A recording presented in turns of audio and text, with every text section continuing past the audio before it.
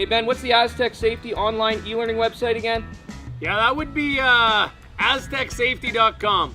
Fire extinguisher and firefighting, we'll send that one to Paul. Ah, now here's a course I should probably take. Conflict resolution. Power line safety. Yeah, I thought it might help me with my line calls. Did you know this Aztec website has over 100 safety courses? Jeez. Aztec Safety online course. Ground disturbance. Could have used that a few seconds ago.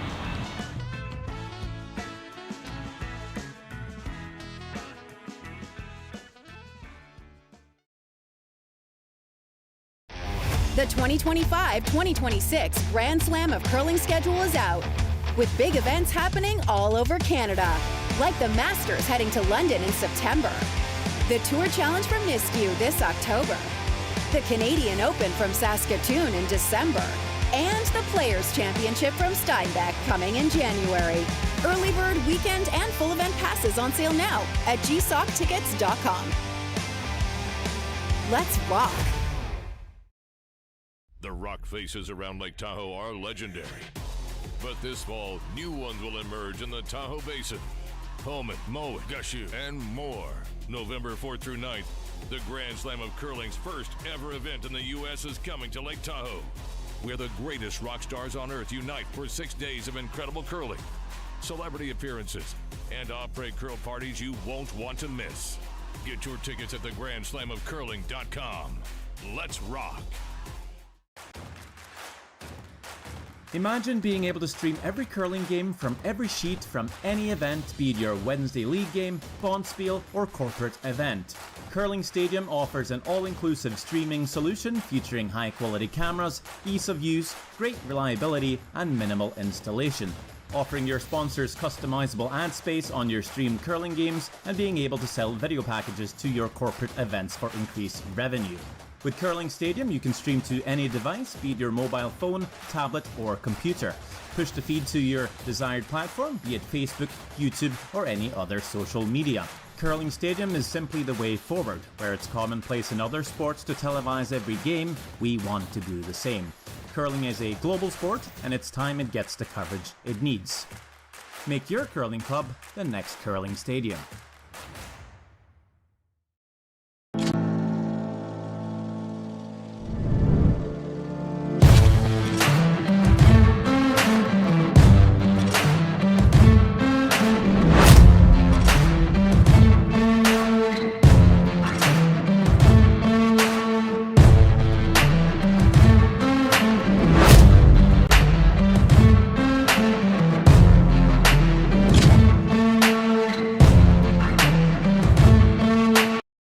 Welcome to therockshop.net, the official store for the Grand Slam of Curling.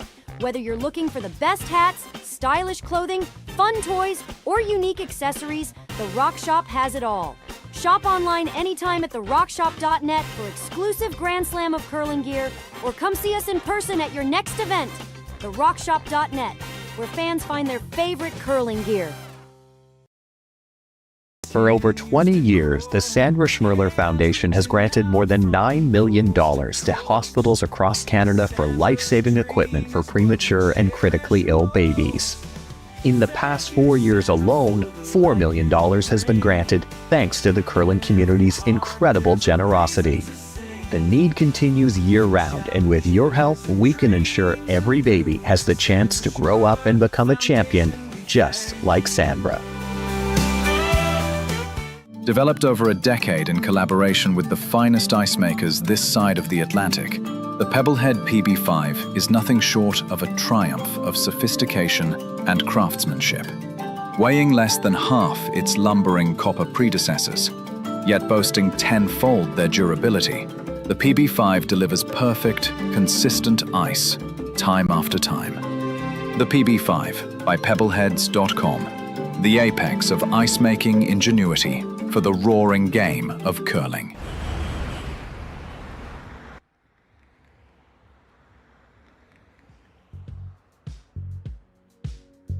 That's life. That's what all the people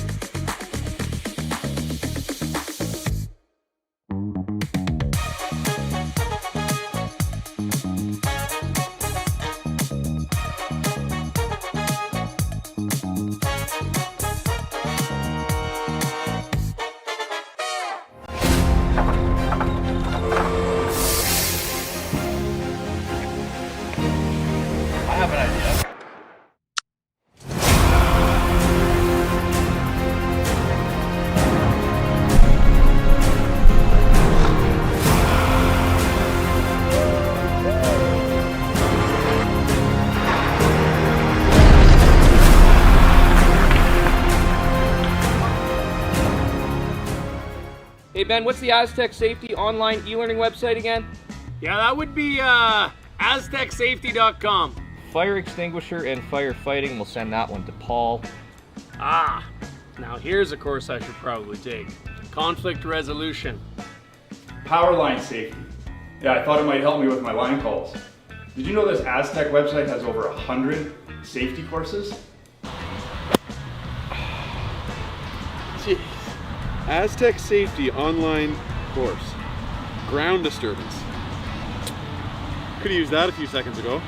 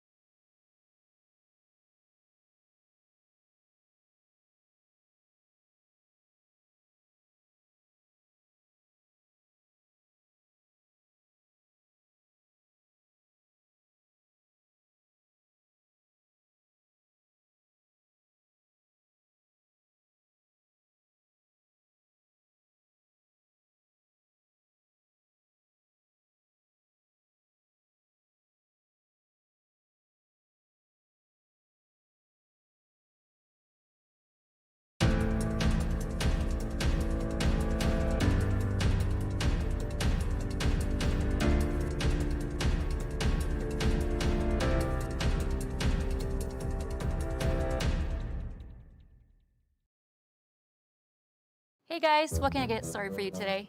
Bananas away, regular?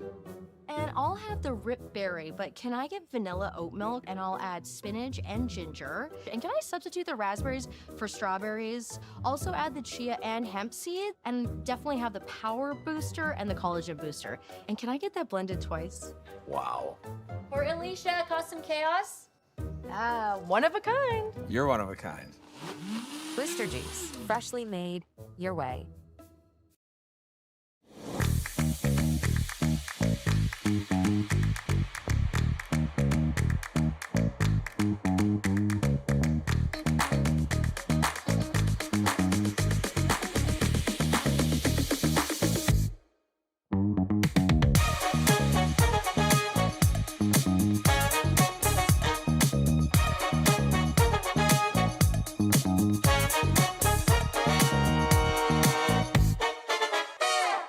Faces around Lake Tahoe are legendary.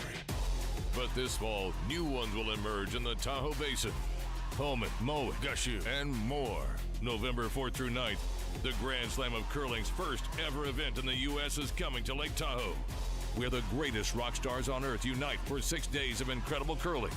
celebrity appearances, and après curl parties you won't want to miss. Get your tickets at theGrandSlamOfCurling.com. Let's rock.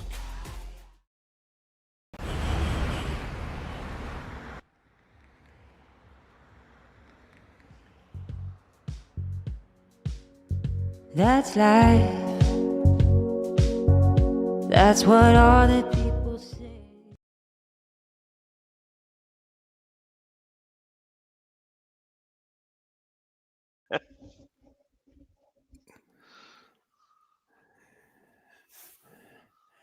Good morning, everyone. Welcome once again to the continuing live coverage on Curling Stadium Edmonton from the Saville Mixed Doubles Classic. We're on to the playoffs here on Sunday morning. Sean Joyce here with you, Terry Corbin joining me. And we have got the American team of Cory, Thiesse, and Korey Dropkin, the two Coreys, against, of all things, an Edmonton team. There were quite a few of them, and a young Edmonton team at that, here in this quarterfinal matchup. Gracelyn Richards and Zach Davies.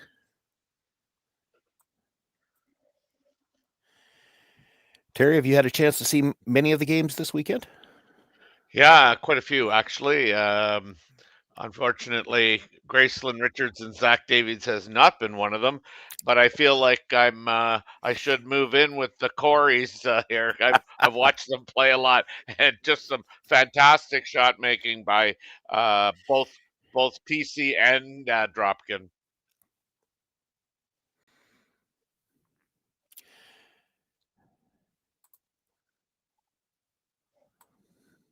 Well, Thiesse and Dropkin did go through the round robin portion undefeated, and by virtue of that, they're the higher seeded team here. I don't believe they were drawing to the button. I think they had hammered this opening in because of that, throwing the red stones. Nice come around to start things off by Gracelyn Richards. She gets that to the top corner of the button. For those of you who have been with us all weekend long, you've seen a lot of this. It's a big part of the game. It's all jockeying for position early in the end. Some of the differences between the doubles and the four players, it's not just a free guard zone. It's free everything. You can't hit anything until after there are 5 stones in play, including your own. So you see a lot of this trying to get the angle set up right. Yeah, and that's what the Dropkin Thiesse rink have been able to do, and they've also been able to recognize when they need to kind of try and break it up. And like I say, I've been very impressed with the curling here this weekend. And there's been some outstanding movement towards the middle, although I will say on that last shot, that last little bit of movement at the end did not look natural. So I think that grabbed a little bit. Got them the angle they were wanted. If anything, maybe even curled a little bit too far, but it does give them an angle from the other side to play red onto yellow. And now Zach Davies going to try to set up a better angle for them.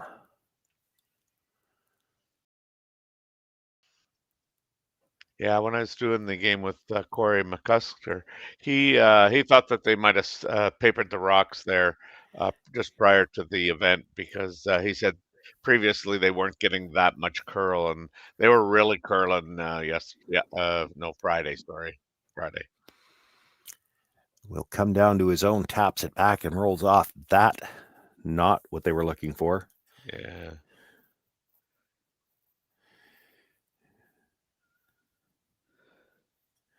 You would think that this would be fairly routine here in terms of making the double. Yeah, the question will be how much weight does he throw? He doesn't actually have to kill the second yellow, but he'd like to get it well out of the 4-foot anyway. With that broom, I guess he's throwing some heat at this. There is air by the guard, so he's got room to do it.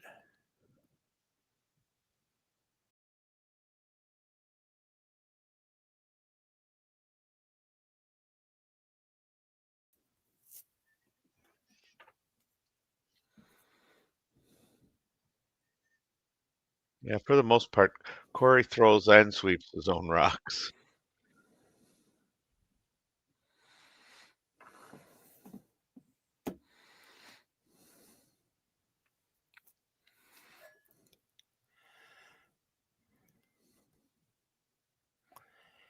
Gets the one, comes across, nudges the second one, moves it, I think, far enough to sit 2, but does leave it in the 4-foot. Yep. This is the first time I've seen the Koreys play this weekend, and I'm just looking at Dropkin's hand and thinking, well, you haven't seen a hand that looked like that since they got rid of the corn brooms. He's got a lot of tape on there. He has swept a lot of rock, let me tell you. A couple times yesterday, I said, I think Corey's going to ask a timeout between his throwing because he swept 2 end-to-end yesterday, and I don't know how he threw the third one. Yeah, there's not much you can do about it in doubles. You can't just stand up and tell the guy, well, could you maybe throw the next one a little bit harder? Because you were the guy, right? Yeah. I actually, I haven't told it yet this weekend. One of my favorite mixed double stories, I was doing the Nationals in 2016 when it was held at my own club. 2016? It might have been 2017, actually. And John Epping, we held it 2 years in a row. John Epping was playing with Lisa Weagle, and of course gets up to sweep his own rocks. And John primarily is a skip. Mm-hmm. So he gets up, he's sweeping his own rock, comes all the way down the ice, and as he finishes up sweeping right in the top of the house, it's just a reflex for him. He throws his hand up, says, "Nice shot." But you know where I'm going with that. But the best part of it was because Lisa, standing right there, busted on him right away. He said, "Did you just nice shot yourself?" And he stands up and looks around. He says, "Oh yeah, I guess I did." But it's funny. As a skip, it's a reflex. You only ever sweep that 10 feet into the house when you come out and help once in a while, usually just to stay warm. And then you tell your guy, "Nice shot."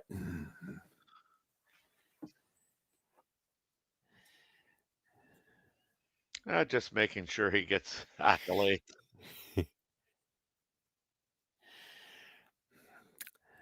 Well, with that last little movement around, I think it's the Korey sitting 3 right now. A chance to draw in for the 4th one. Now that yellow at the top 8-foot still available to be promoted in there.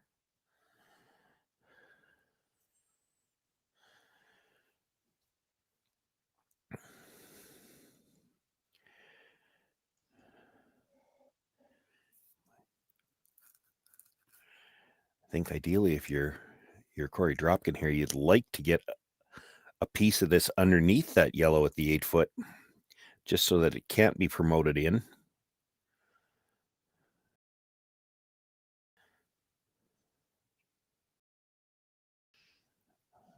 This is out a long ways and looks like it might be a little strong. Yeah. Nudges one red, nudges another. I think they're still sitting 2.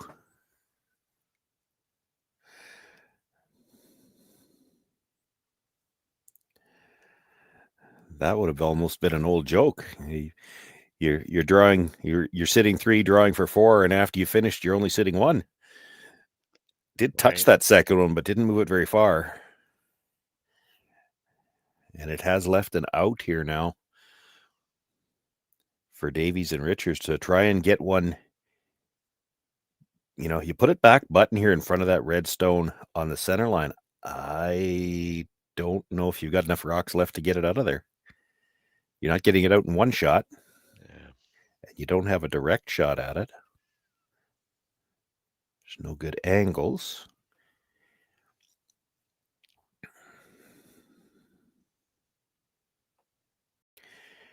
Normally, you'd like to put something in the top half of the house, maybe top of the button, but right now with all those reds around, I think you got to worry about putting this stone where it can't be removed. Yeah.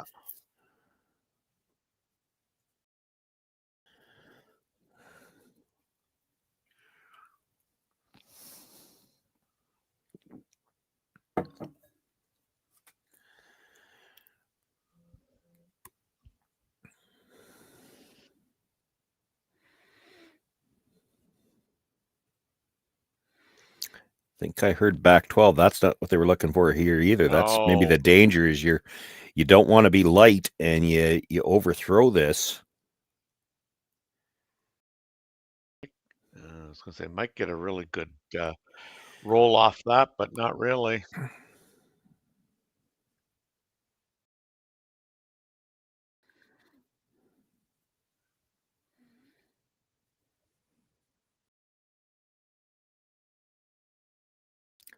Looks to be edge to edge on the guard. Needs to get to the inside of it and get a little bit of a flop to the inside.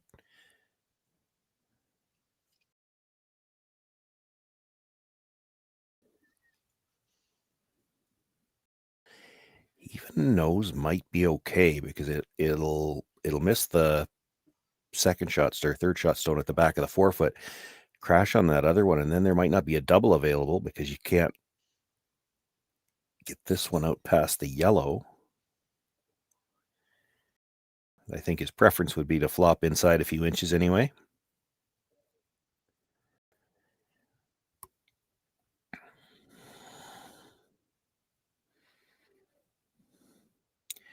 By the front one, they'll be looking for finish now. Yeah. Didn't get it. No. So now just sitting one. How much of that yellow at the top 8 foot can you see? Yeah. Enough.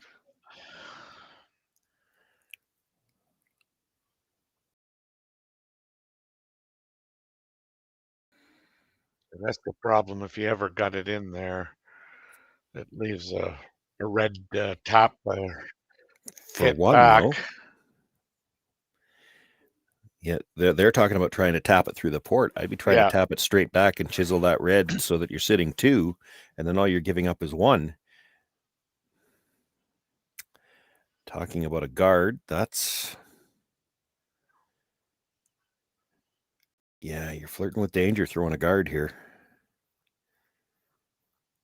How do you guard the tap when they curl that hard? I mean, yeah, you'd almost have to have your guard in front of the yellow stone at the back of the 8 foot.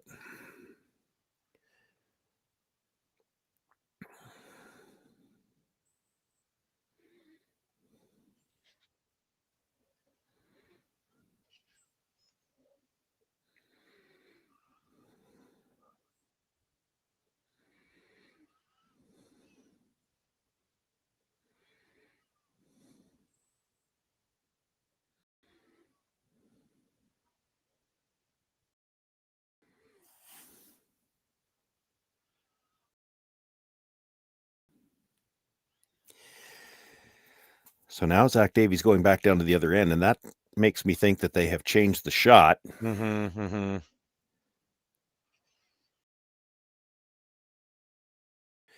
It's still, as they line up the yellow tap, and that looks like maybe that's what they're going to play now. It still looks to me like they're trying to tap it through the port. I still prefer if you could make it get to the nose of the yellow, tap it straight back, chisel that red over a little bit, sit 2.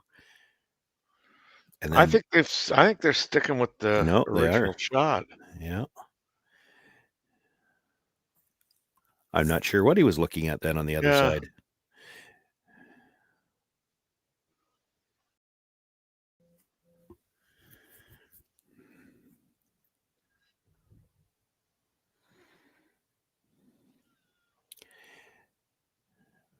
This is awfully heavy for a guard.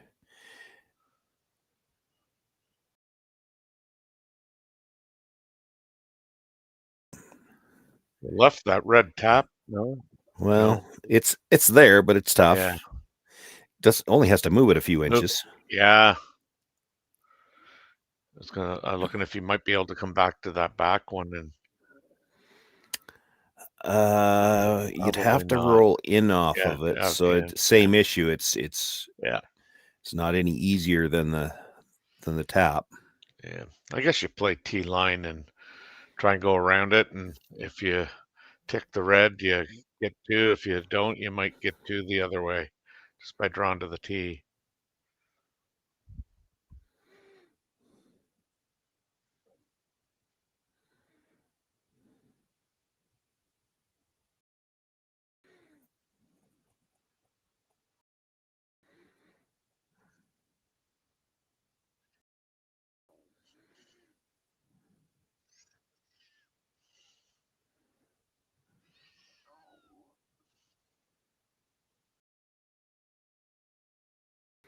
This is the kind of shot that before we started on Friday, they might not even have played this shot, but after 2 days of watching how much finish there is here on draws, they know they can get there.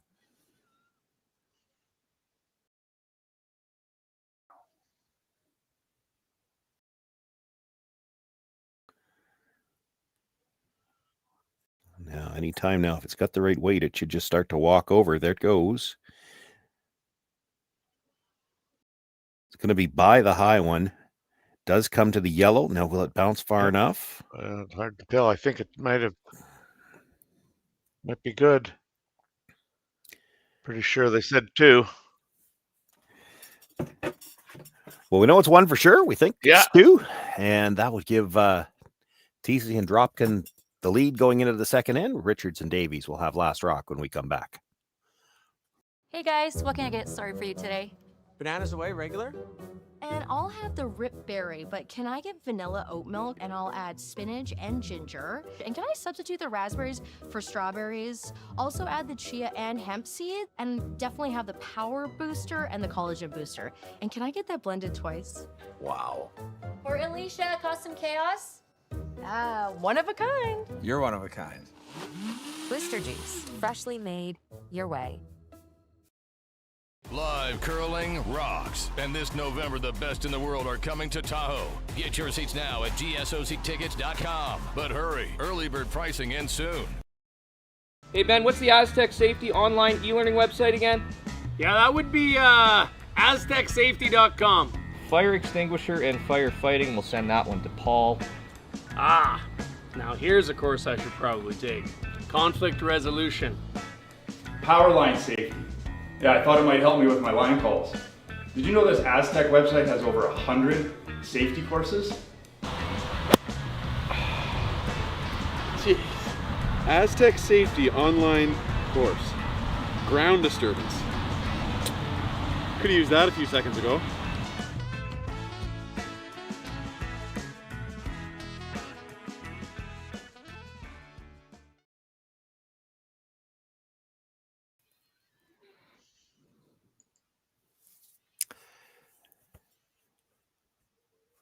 Second end just underway here. Thiesse and Dropkin looking for that first draw. It appears they're playing it right down to the face.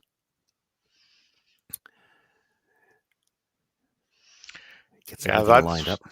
That's where they excelled in the games that I watched. The first rock, they really kind of choked off an end right off the bat.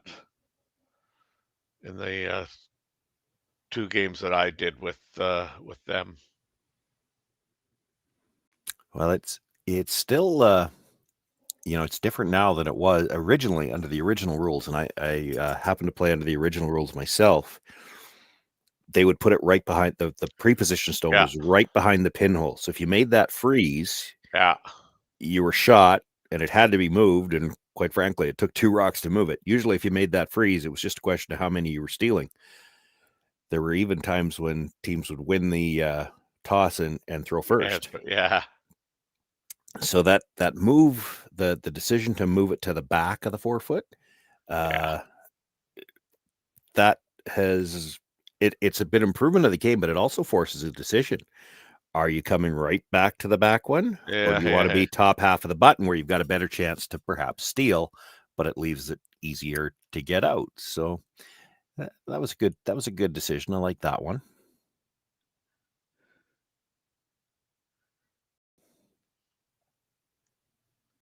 I'm going to beat on Cory a little bit. See, if you wore gloves, like we wouldn't even see that. But I think you're looking for a little sympathy now. So,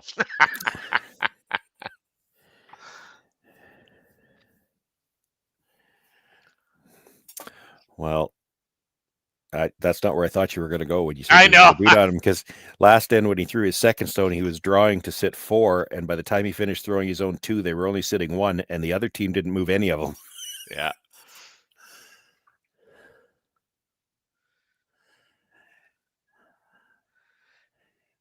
This seems to be kind of the sweeping mode in mixed doubles, where they get right behind the rock. Yeah, it allows them to change directions a little Yeah. faster. And of course, Yeah. when you're sweeping with a slider on, it's tricky to go to the whatever you'd consider your offside for most right-handed throwers.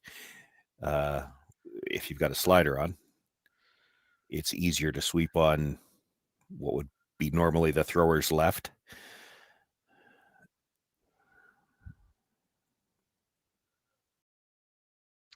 I've never swept with a gripper on, so I wouldn't know any different. But the technique is so good. Head over the broom, and a lot of weight being applied to the brush.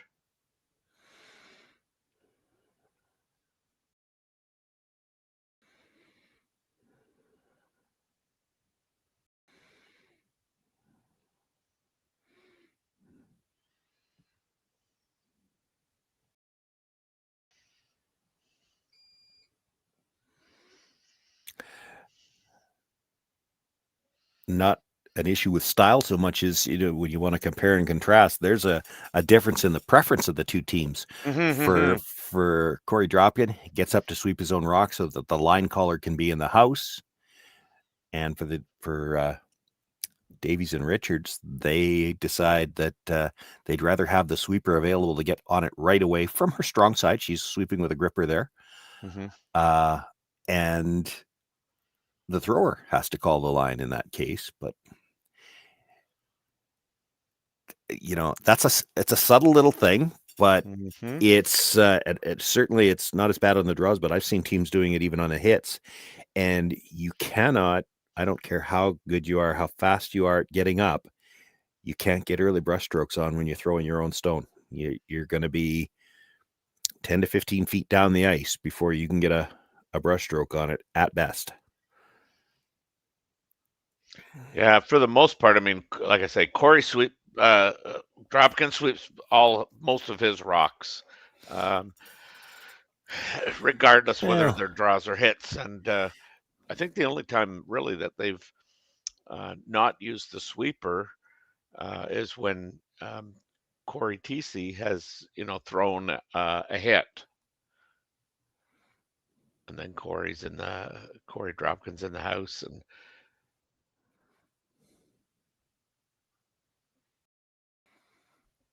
gets one, gets two, does touch the red stone on the way by. Still better for Thiesse and Dropkin.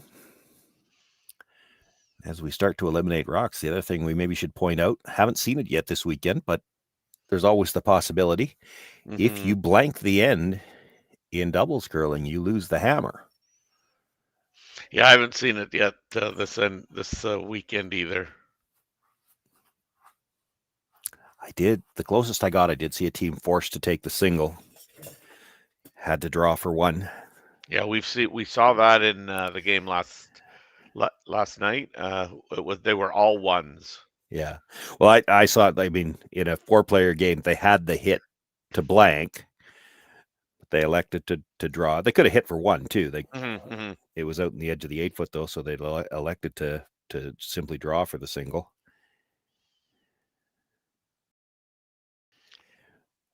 Wanted to get that one into the rings, and it's going to come up short. Leaves a staggered guard. Yeah, that goes down as a miss, really. It does, yeah. And the initial call from the Coreys is to come right to the back yellow one, but because it's a staggered guard, this is one of those situations where you could make that decision. Are we planning to cut them down or to play for the steal? Because if you were playing for the steal, certainly in 4-player, you'd put this in the top half of the button.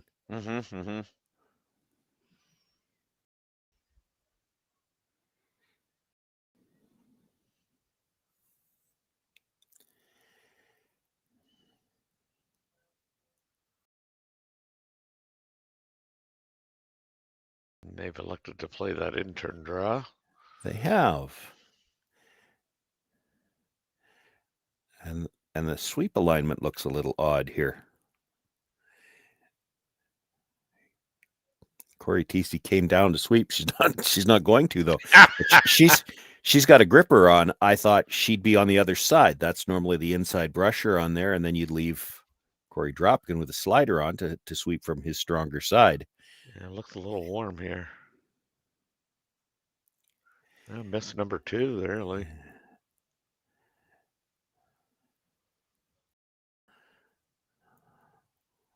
Cory won't be happy with that one. Or the Coreys won't be happy with that one. Yeah, you got to be careful what you say with this team. Yeah.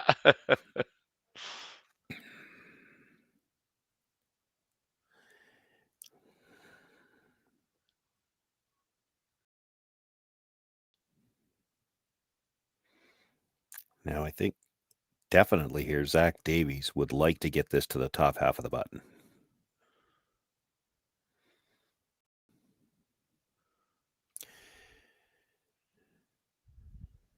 Yeah, for sure.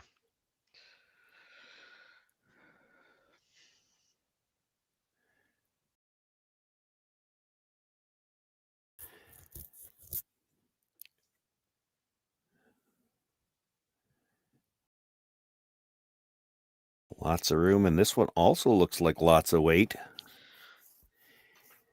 Has to get to the inside of this red, then you don't want to leave the double. Yeah.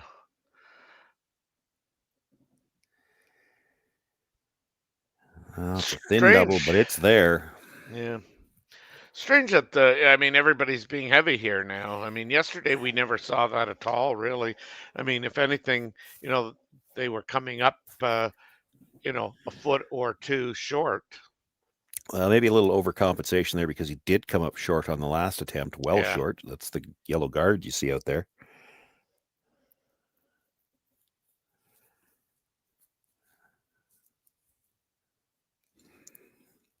I have to think all the discussion here is, are we playing the double or just the hit and roll? I can't imagine they're going to straight draw, because even if you make the straight draw, they can come off the yellow for 2.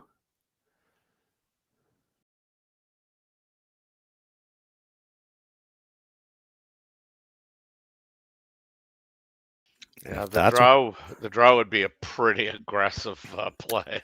Yeah, well, if you make the freeze, look at where the redstone's going to be. Yeah. It's a pretty natural angle then to come off the yellow, kick it out sideways. So, and looking at where Cory Dropkin had his brush, this is what we're trying to hit. I think they're playing the hit and roll on top. I do too. Yeah.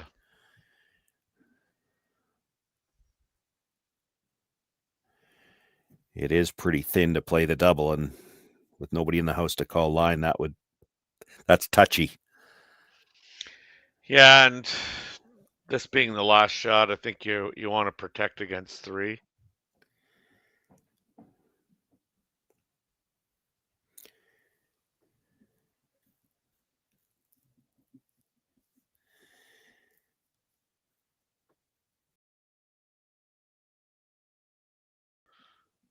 They got the roll. Got some roll. Yeah. Well, it's not easy, but it's there on this ice. It's there. You're right, but you're right. It's not easy. To be honest, I'm not sure it's there. It might be there from either turn, but it looks more natural from the in turn. They just haven't been, curling like they seem to have been yesterday. But at the same time, I mean, you're talking draws versus, Yeah, it's people tend to forget it, right? It's things that we've learned in the last, say, 20 years. It's rocks that curl, not ice. That's right. Yeah. And when they sand these rocks or condition them, call it whatever you want to call it, and they start to curl aggressively, it's still the issue is that they start to curl as they slow down. The slower the rock is going, the more it will bite and curl across. So you see these draws that sometimes look like they're going absolutely sideways. They curl really big because they're slowing down. As soon as you step the weight up, though, to play even something like this where she's got to play enough weight to tap it, it may never slow to the point that it takes the big move. And that's the thing. I saw lots of it this weekend. I don't know about you, Terry, but I saw lots of them this weekend where when they were throwing hits, if the misses were on the straight side, they didn't curl enough because, of course, you get it in your head that everything's going to curl. But as soon as you step the weight up, it doesn't curl nearly as hard because it never slows down to the point where it can grab. This looks like it's got a ton of room by the guard yet. Yeah, it really does have a lot of. They're not going to get what they wanted here. No, and they were sweeping on the straight side for a bit, thinking it yeah. was going to curl. That's what I was just talking about. That 5-6 feet extra weight, and it doesn't move the same. It's a steal of one for the Coreys. Thiesse and Dropkin take a 3-0 lead into the third end. Developed over a decade in collaboration with the finest ice makers this side of the Atlantic, the Pebblehead PB5 is nothing short of a triumph of sophistication and craftsmanship. Weighing less than half its lumbering copper predecessors, yet boasting tenfold their durability, the PB5 delivers perfect, consistent ice, time after time. The PB5 by Pebbleheads.com, the apex of ice-making ingenuity for the roaring game of curling.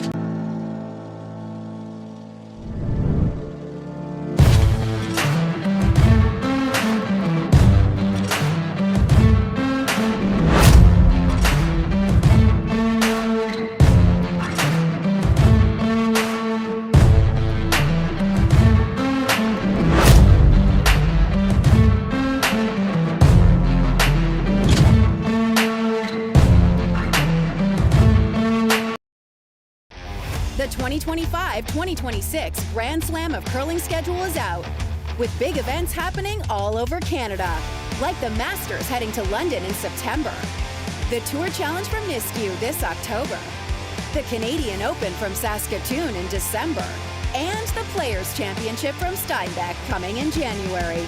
Early bird weekend and full event passes on sale now at gsoctickets.com. Let's rock!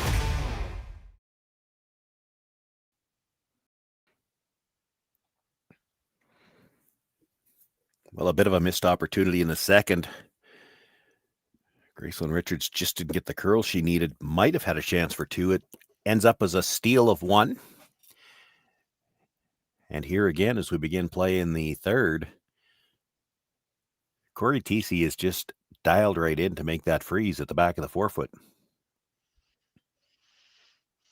Yeah, I mean, yesterday they were automatic, man.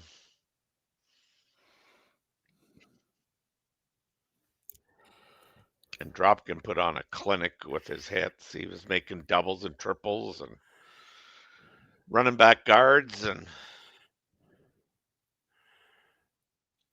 nice brushing there by Zach Davies. Gets it by.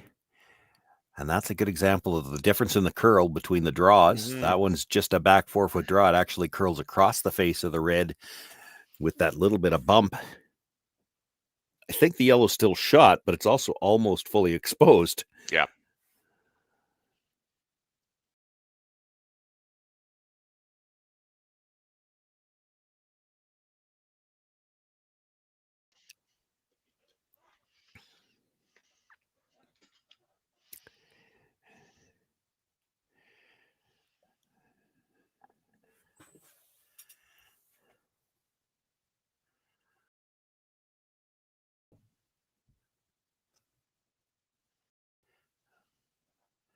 Well, this time with Cory Thiesse down there to be in a brushing position, she does not have a gripper on this time. She's got her slider on.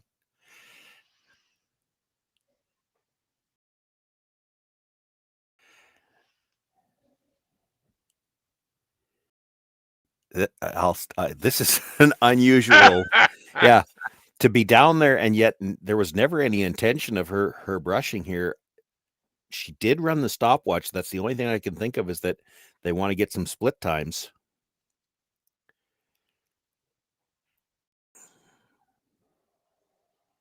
Well, whatever they're doing, that one worked. It's corner frozen perfectly on the yellow.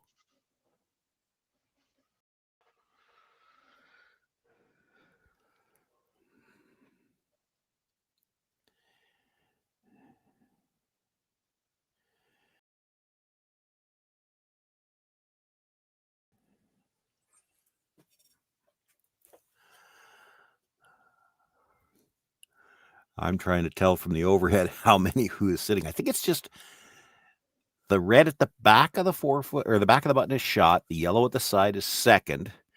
That red at the top, that's such a good angle, though. It's even if it might be second. Yeah. But, the other part of that for Richardson Davies, if they're going to score, they have to find a way to move some of these rocks.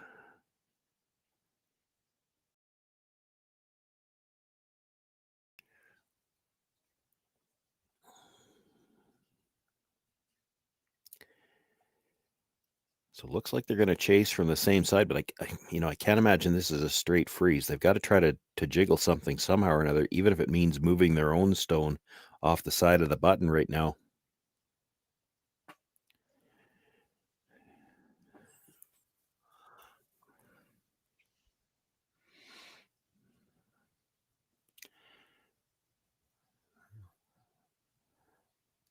And on this most of the way down, will get by the front one. Taps the red. It does move that yellow out from the side of the button. Red sitting 2 now. They've got a decent angle of the yellow at the top of the forefoot. They still might have preferred if that red had spun just a couple more inches. Mm-hmm.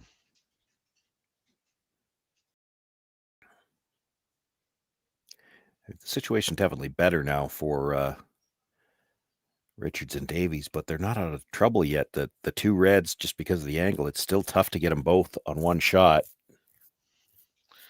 Well, I'm wondering, can Korey throw kind of a bullet, hit half of the yellow there, and spill that one and the potentially 2 backs? Well, he could, but he's gonna create too much room in the button area if he does that. I don't think they want to do that.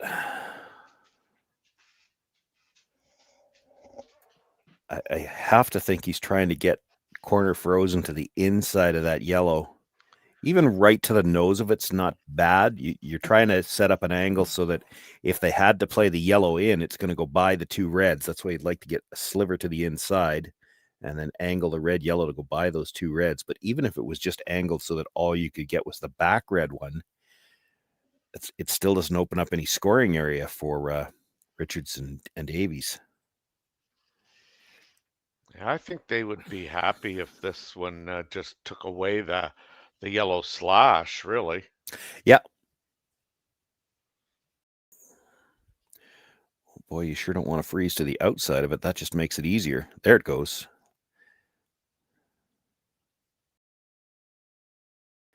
Yeah, that's pretty good. And it almost is a straight guard. That works. Yeah. Except now they're going to try to get at it directly from the other side. It still takes 2 shots from this side to get that red off the side of the button. The back one's never going very far anyway. It's going to go into those 2 yellows at the back, but that'll still open up another, 8 inches of scoring area. They don't have anything right now.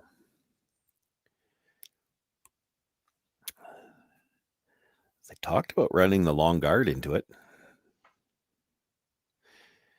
Might be the best result if you could make it, but you've got to make you've got to make contact with those 2.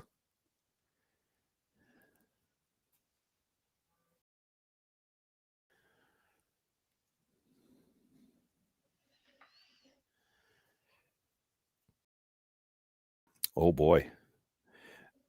Well, that's a different shot altogether. Talking about red into the red that was just thrown, back into the yellow and towards those 2 reds in the button area.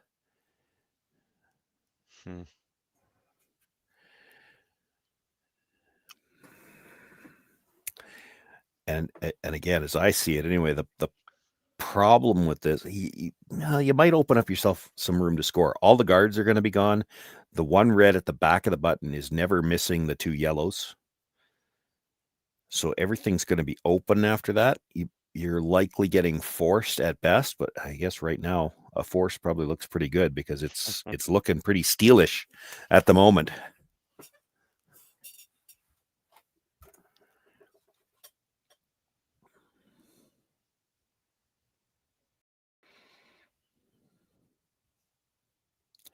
Out turn for the left-hander, looking to drive the red center guard across the face of the one just biting the top of the 12-foot, and then see how much damage you can do in the house. It's close. That's not the damage they were looking no, for. Yeah, that's right.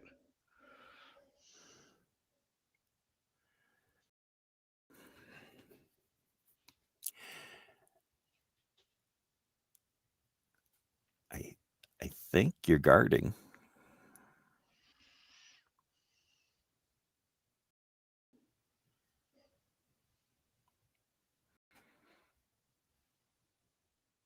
I think that makes the most sense. Yeah, well, I still don't. It did change things in the house a little bit, but the red double, if you weren't throwing now, if Davies and Richards were throwing, you could nose hit the red. I still don't know if the back red is leaving the house. It's hard. It doesn't look to me like there's enough room between those yellows. The second one's higher now, so it might go off the back end of it and leave, but it might not. And if you think it's going to take them 2 shots to get that out anyway, well, throw the guard. Now it takes 3 shots to get it out. They've only got 2 rocks left.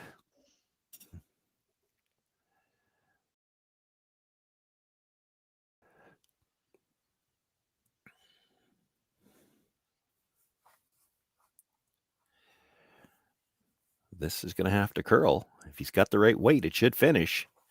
Yeah. Just wanted to take mostly the inside away. Yeah.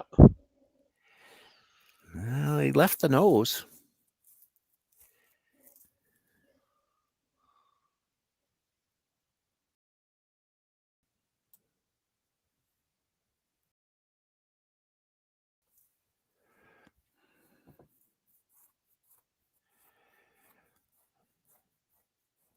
He didn't leave much more than the nose, but it is there. Yeah.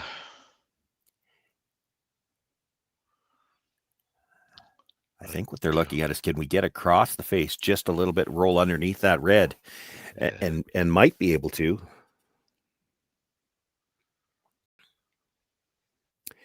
Can't throw it as hard to do that.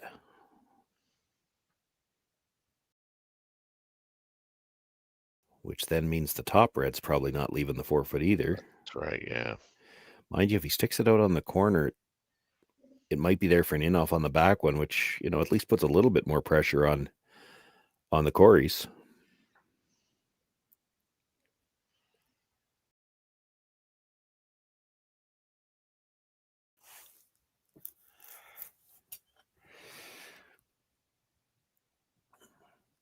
That's the tricky part of doubles when we don't have mics on them. So we know what they're looking at. We just don't know the weight. Yeah. We don't know the weight they've decided to throw. Like you could throw this with hack weight, just try to jiggle them around, and then it's more importantly get to the inside and try to roll behind cover, because you might leave a double on the reds. No, he's throwing bigger. He's trying to blast the reds.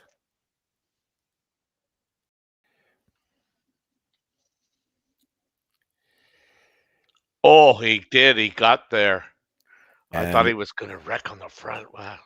But yeah, with that port, there wasn't room for it to go between them. No. It killed both yellows. Yeah, you can see this here on the replay.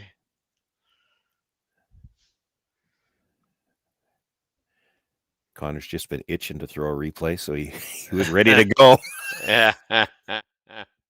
Thanks, Connor. As pretty as it looked, though, this is still a chance to hit rolling behind cover, sit 4. And Gracelyn Richards is going to have to try to draw to the edge of the button with her final stone. You don't even have to roll dead buried on this. Roll to split center. And it takes a little bit more of that edge of the button away.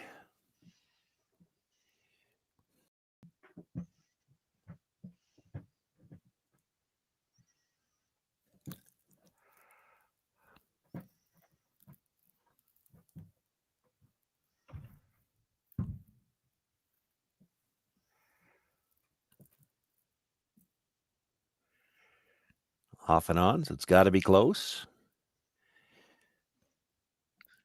Got the hit. Nice shot. Beautiful.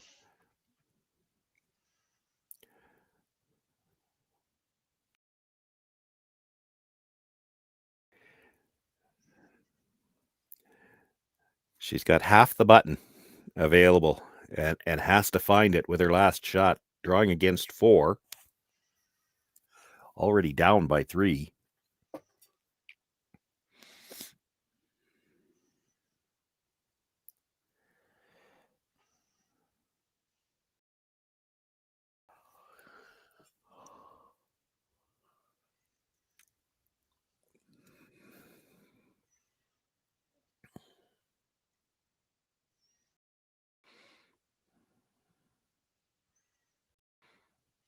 And really, because she has to get by that red stone biting the top of the button, she's got to go just that little bit wider than she would have on the first shot of the end.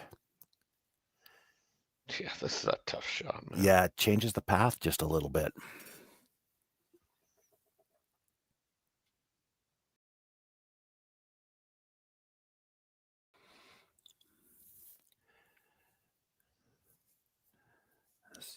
Zach with the brush down, but really just cleaning. Starting to move now as it starts to curl. You know the speed's coming off. Got to get it by, but you got to sit too. Oh, might have needed that little she rub. Did. Gets the spin and does pick up her single point. That's a big clutch draw there. Wow, I'll say nice draw, Gracelyn Richards. Great sweeping too by Zach Davies. Hard to earn a replay on a draw, but I don't even know if she needed the rub. I don't think it was heavy, even if it doesn't rub, but gets the little rub, spins into the button. We're 3-1 after 3 ends of play. It'll be Thiesse and Dropkin with last rock in the 4th. Hey guys, what can I get started for you today? Bananas away, regular? And I'll have the rip berry, but can I get vanilla oat milk and I'll add spinach and ginger? And can I substitute the raspberries for strawberries? Also add the chia and hemp seed, and definitely have the power booster and the collagen booster. And can I get that blended twice? Wow. For Alicia, custom chaos? One of a kind. You're one of a kind. Blister juice, freshly made, your way. Developed over a decade in collaboration with the finest ice makers this side of the Atlantic, the Pebblehead PB5 is nothing short of a triumph of sophistication and craftsmanship. Weighing less than half its lumbering copper predecessors, yet boasting tenfold their durability, the PB5 delivers perfect, consistent ice, time after time. The PB5 by Pebbleheads.com, the apex of ice-making ingenuity for the roaring game of curling. Live curling rocks. And this November, the best in the world are coming to Tahoe. Get your seats now at gsoctickets.com. But hurry, early bird pricing ends soon.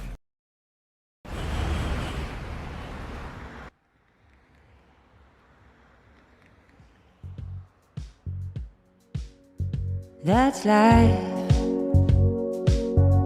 That's what all the people say.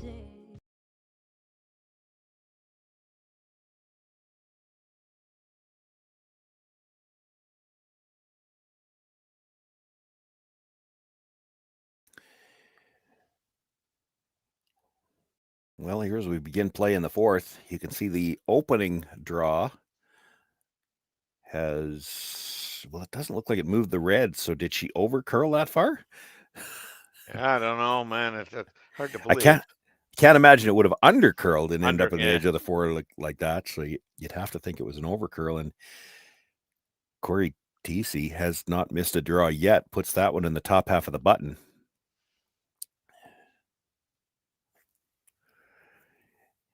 You make that first draw, it sure puts the pressure on the other team from the opening salvo.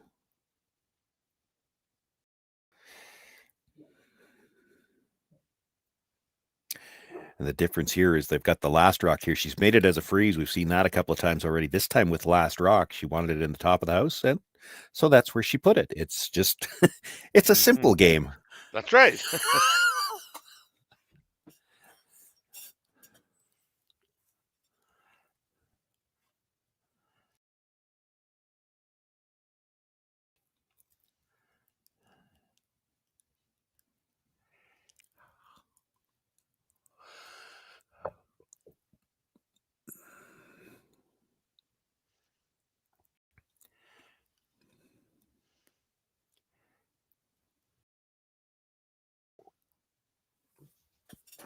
Pretty nice draw by Zach Davies. Gets on the corner of that red, and I think they're on an angle where if you get a chance to play it, it's going to be close to clipping that back one.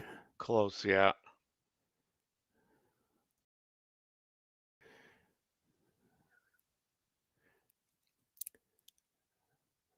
Close enough that Cory Dropkin looking at, can we change the angle ever so slightly?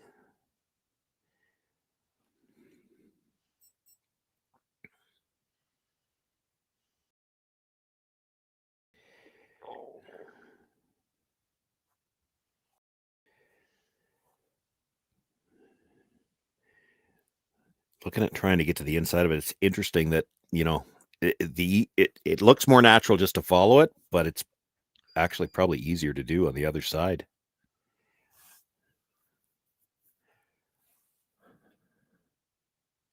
And that's what they're going to play. Play the in-turn down to it. It did look like they were thinking they'd like to try to move it a little bit, change the angle, or maybe create more room to get it by the red one eventually. Mm-hmm.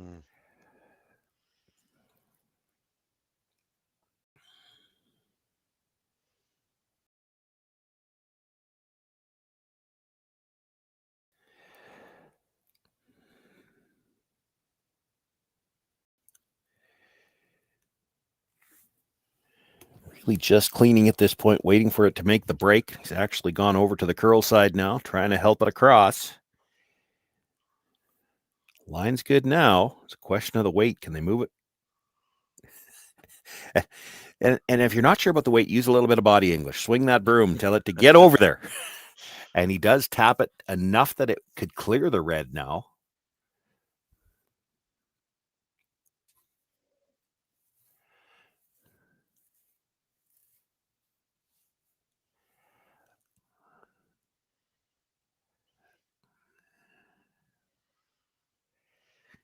I think you could probably see just all of that yellow from the hack. So important for Zach Davies to do something to change the angles on that side of the sheet right now, because if you don't move anything, if you didn't throw, and I mean, he's never going to miss anything that bad, but if you didn't throw right now, where the yellows are, and with the weight Cory Dropkin can throw, he can double the two yellows, and I'm not sure any of the reds move. I think it might go across the top of the one at the back of the forefoot. So you got to move something here, get a better angle. This is the fun part of doubles, watching them try to manipulate these angles.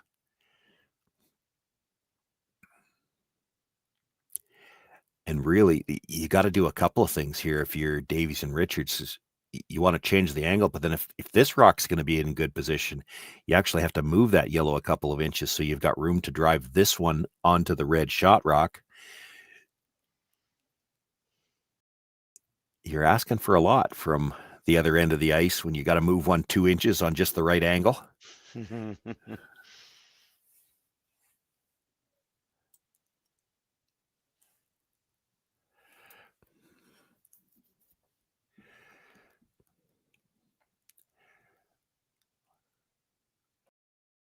to get just across the face of his own. This is close. This is really close. This is a great shot. Good shot.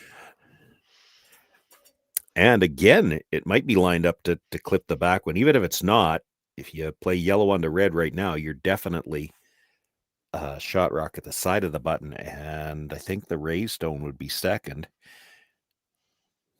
Cory Dropkin looks like he's put the broom down to blast the two yellows out of the side of the forefoot.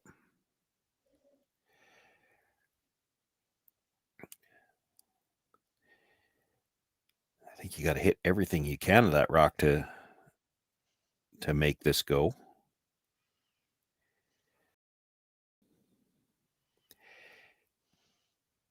Probably won't be that terribly upset if he loses the red at the back of the forefoot. Right now, it's starting to get pretty closed in. They do have a lead. They'd like to make sure they have a shot to score.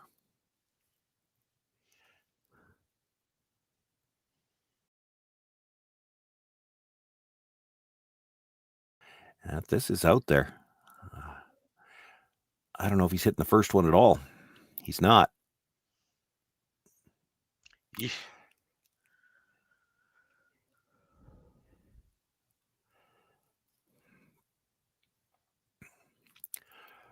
Well, now yellow onto red definitely leaves yellow sitting too. The question is, how hard do you throw it? Because you don't want to roll away very much. You got to get the red most, if not all of the way out of the 4-foot at least.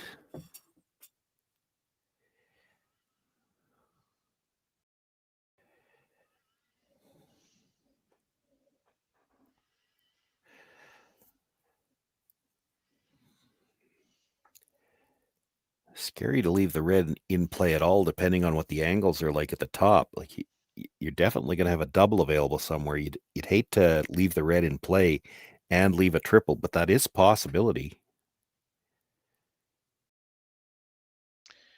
Yeah. That amount of ice, I'm not sure they're throwing enough weight to move the red out of the button.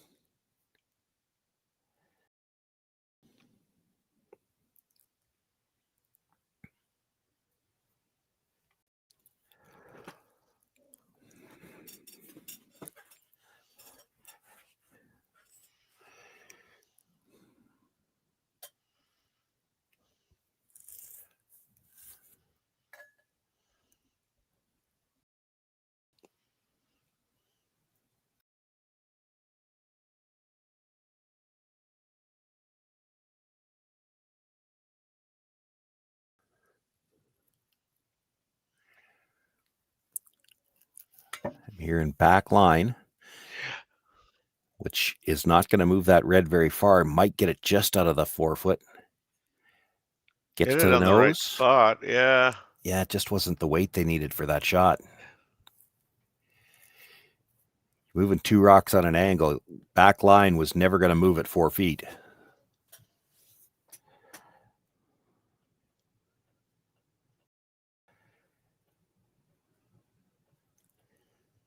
Nose hit on the one that was just thrown will kill the 2 yellows in the 4-foot.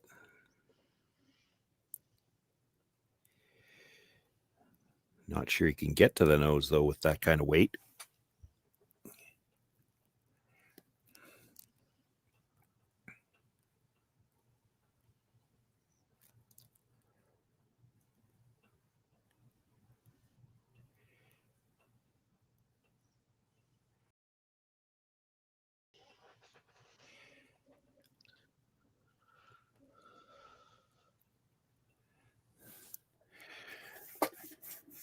And I think when Cory Dropkin got down to the hacks, he said, I can't see enough of that yellow to play the weight I want to play for the double. So they're going to play the red.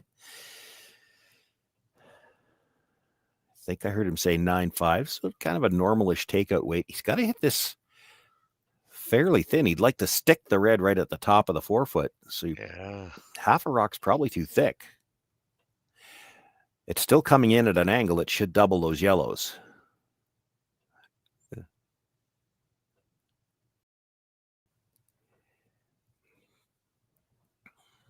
That is curling right out of his hand, is it not?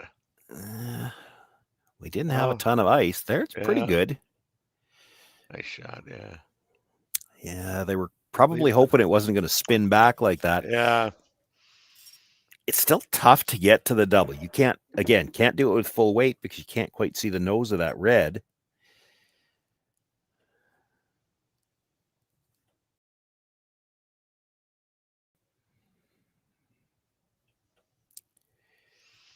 Yeah, you don't want to hit it high side where it misses the red and takes the back yellow out either.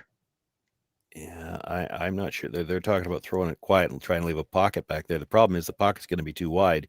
You're going to leave a nose hit for 3. I think you have to make sure you throw enough weight to kill something here. Zach Davies looking at the slash on the yellow. That might not be bad just because it's at a better angle to get to the to get a stone buried. Like if you angle the yellow in, smash the red, you should make the double and leave the raised stone buried.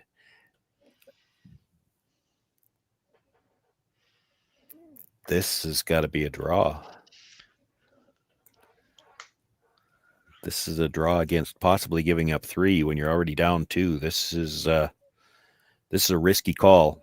It's there on this ice for sure. She probably has to chisel off the red, try to get behind the yellow in the 8-foot. And then the double's probably too risky for Cory Thiesse to take on.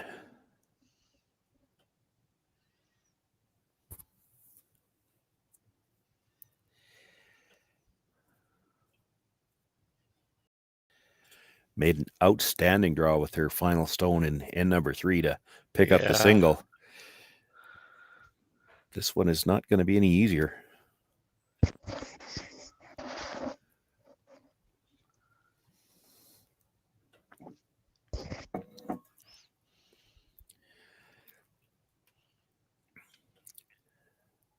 Davies on the brush, just has it down firm, clean right now. Gonna curl a long way. Waiting for it to break. This is the problem. They had to throw a little bit more weight. Well, no, she doesn't look heavy.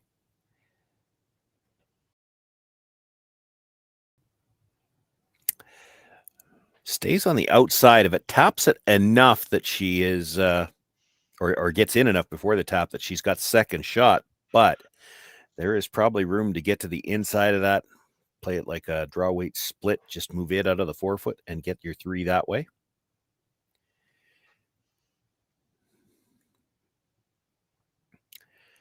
Talking about possibly making it off the shot stone too. That's an option because you got a lot of room for that shot stone to go before it wouldn't be still counting. That's more weight than I would have expected them to play on it.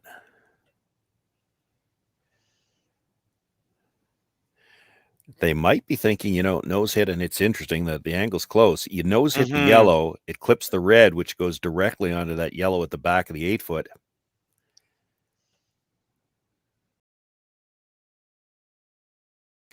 The only thing is, if you're sliver high, you just dead jam it. It's a steal of 1.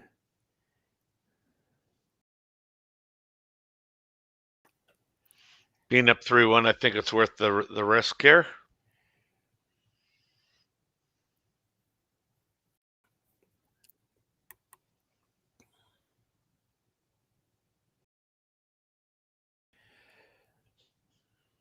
Well, I was still thinking you could make it with quieter weight and avoid some of this risk, but it does look like the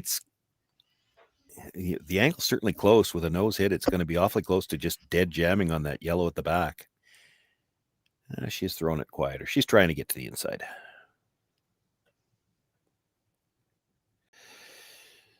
This is going to get to the inside for sure. It's a question of whether or not it's going to get by the guard, and it's not. No. All over the front one. And dead light. Like, this wouldn't have had the room to move it if she gets there. So it'll be a single point for Thiesse and Dropkin. They'll take a 4-1 lead after 4 ends of play. Richards and Davies dodge a bit of a bullet there, and they'll have last rock in the 5th. For over 20 years, the Sandra Schmirler Foundation has granted more than $9 million to hospitals across Canada for life-saving equipment for premature and critically ill babies. In the past 4 years alone, $4 million has been granted thanks to the curling community's incredible generosity. The need continues year-round, and with your help, we can ensure every baby has the chance to grow up and become a champion, just like Sandra.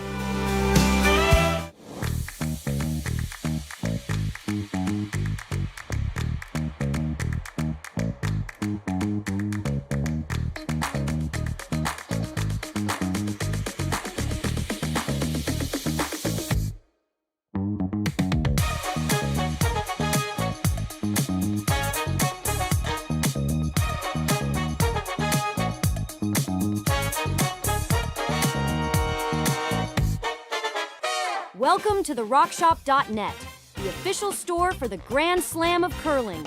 Whether you're looking for the best hats, stylish clothing, fun toys, or unique accessories, The Rock Shop has it all. Shop online anytime at therockshop.net for exclusive Grand Slam of curling gear, or come see us in person at your next event. Therockshop.net, where fans find their favorite curling gear.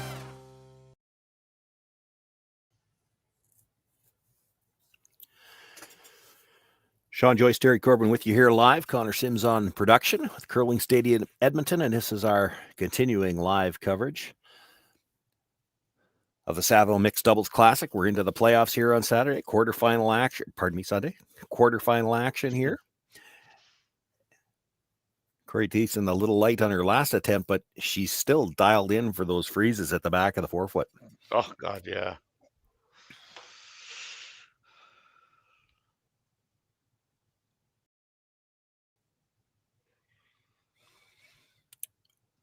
We want to thank those of you watching from wherever you happen to have joined us.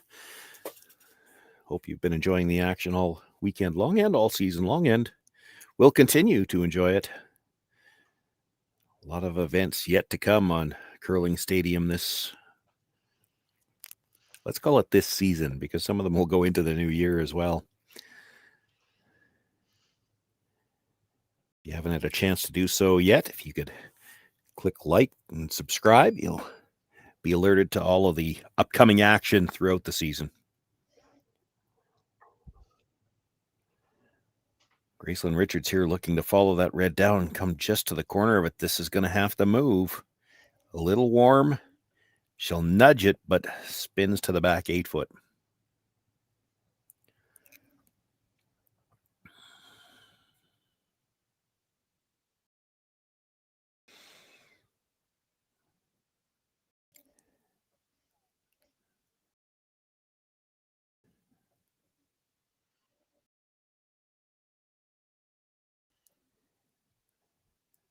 We don't have mics directly on the players, but there are mics on the cameras, so we do pick up the odd thing. I can hear them shouting there. I can't make out what they were saying, but I got to think he wants to be... I think you could lock this right on the face of your own red. And 1, 2, 3, 4, 5. You might even force Zach Davies to have to do a little bit of cleanup action, just to make sure they've got room to score.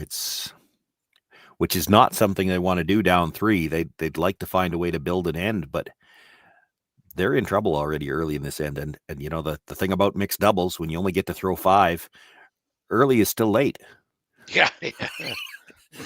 You don't have a lot of rocks to manipulate your way out of trouble.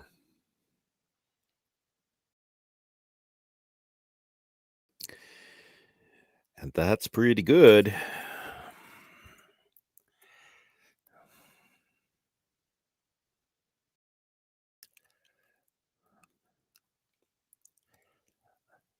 There are 5 rocks in play now. He could make I thought they might look at the run.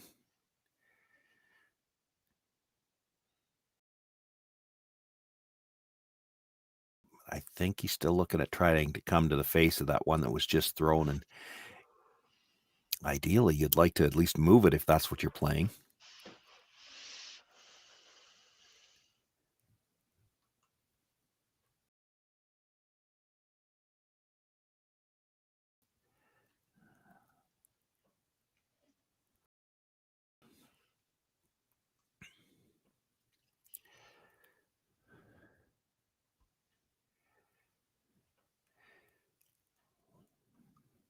By the front one,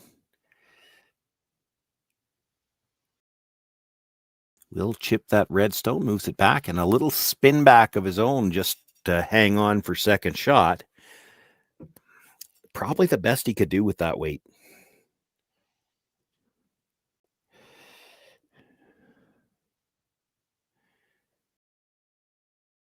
Still leaves room for Cory Dropkin to get to the inside of that stone, roll back to the top of the button, and now the wall of reds at the back of the forefoot is going to make it real tough to get this one out.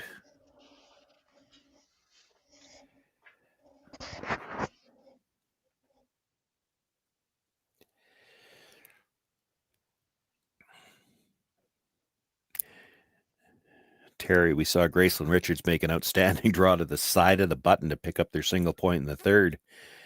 The way this end is starting, she might be wishing she had that much room to draw with. Yeah.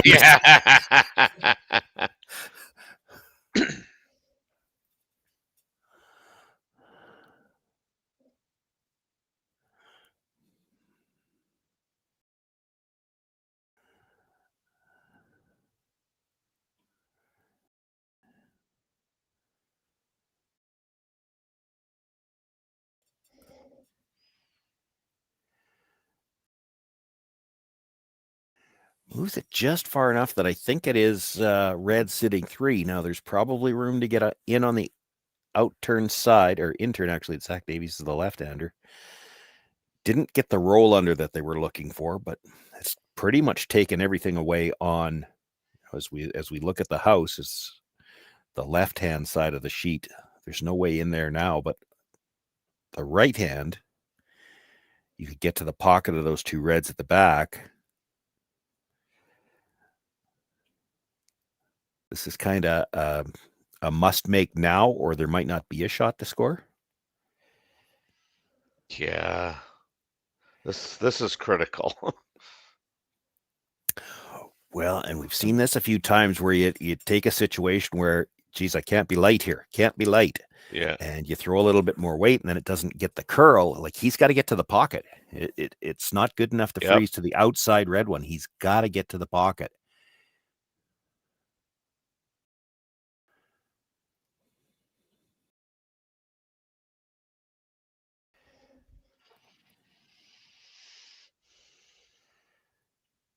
Still out there. And nothing out of the brusher yet. No, it's trying hard to carve it. Yeah, that's what I was just saying.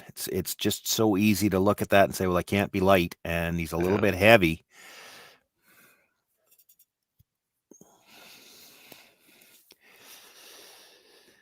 And you can't be, because if you're that little bit heavy, it doesn't curl the same. He might have shot rock for now, but there's room to get to the inside of it for Corey Dropkin, and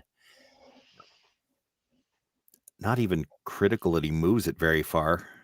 You'd maybe like to move it enough to make sure you're sitting 2. I think it's close for what? Excuse me, it's close for 1 right now.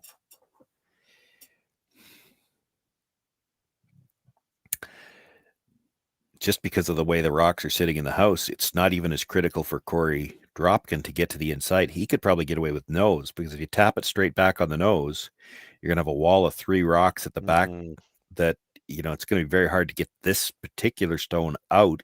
And he's already got a stone on the other side that he can use.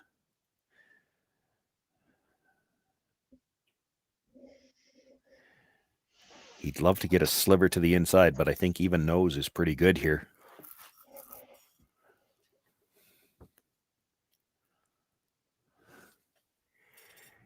Felt something there.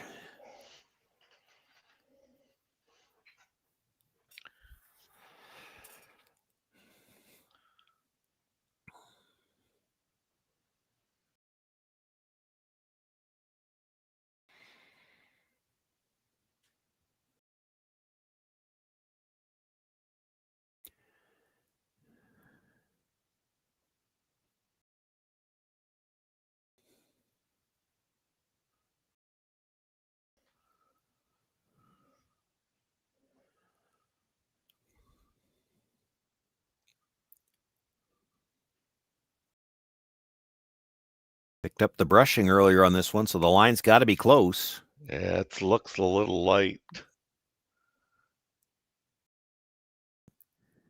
Oh, you may get that there. It's not to the inside yet. There it goes. Had to go for weight, though. So yeah. Had the right line at the end. Still a problem for for sure, Richards and Davies, because the 2 stones at the top of the 4-foot are both in good position for Dropkin and Thiesse. And how do you do anything about either one of them? I know.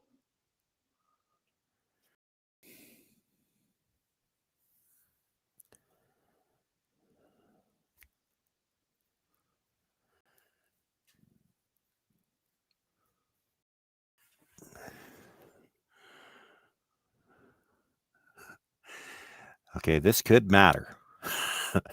So who's got? Let's see, 1, 2, 3. Who's got 4th right now? I don't. There's the 3 stones around the outside that are all, 3/4 in the 4-foot, and that could matter in a hurry here. Well, I mean, we know red's 2. I would think they're 3. Well, red's got shot, I think. Yellow is 2nd, and red at the top is 3rd. but you could slash that into the one on the side of the button. Oh, easy, yeah. And that's what I'm saying. Is that a shot to sit for? You got to be a little careful of the weight you throw, I guess, because you don't want to roll off. That would create too much room. And you've got the tap it on the other side. Like, just promote the one that Korey just threw to where he was originally trying to get it. And at least you're sitting 2, and I'm not seeing any way to get him out. That's the problem that the U of A team is having. They've called their timeout. It looks like you need at least 2 shots to create more room, and you've only got 2 left. That's a problem. Yeah.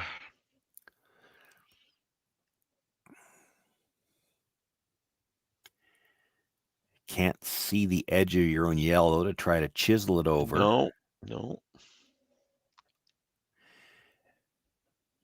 Any attempt to move either of the ones at the reds at the top, which you probably still have to try to move one of them, but it's going to put the red into a better position on the first attempt. And there's no sense really playing that in-turn draw to the yellow one, because that's not going to help you.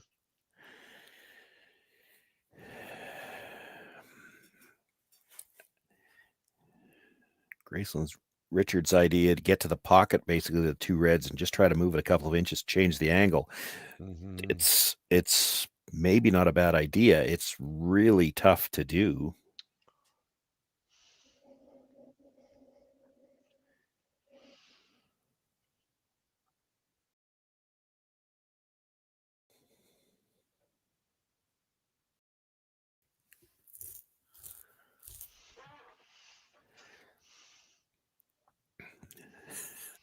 That might have been one of those cases, and I haven't ever used this one in doubles. I've used it in 4-player play before. I've had the odd time as a coach where the team will call you out on a timeout, and you can't say this, but when they say, "Well, what do you like here, coach?" Well, I'd like to be throwing red. I'd like to be throwing red. Yeah, because the yellows are kind of hooped here. Yeah, they're looking at playing the run now. This is why I thought they might have. Maybe should have looked at this earlier. Yeah.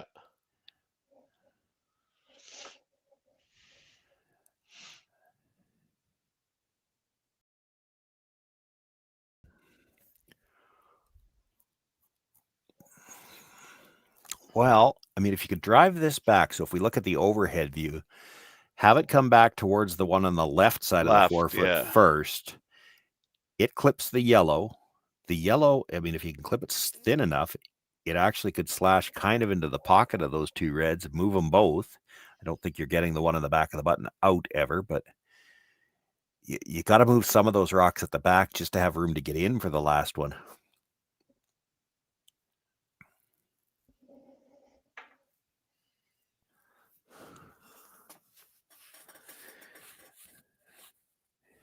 I would be afraid if you ever slash this into the pocket of those 2 reds, you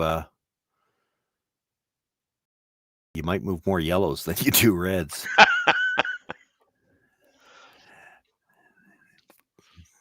It's curling, eh? It's close. He's got it almost the way he wanted to hit it too, I think. Yep. Yeah, I would have liked to nudge that red. Yeah, I know. Got into the side of it, but didn't really move it.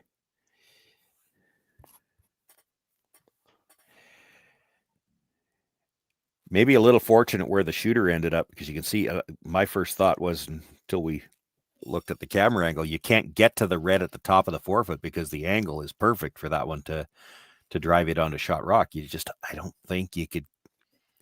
You get there with draw, it'll move that much.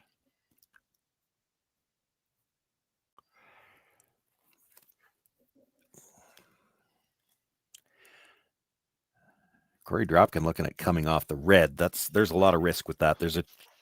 I think, well, depending on who you think is shot right now, maybe it's yellow. I kind of like that shot because I think they're going to play it. They're going to have to play it potentially.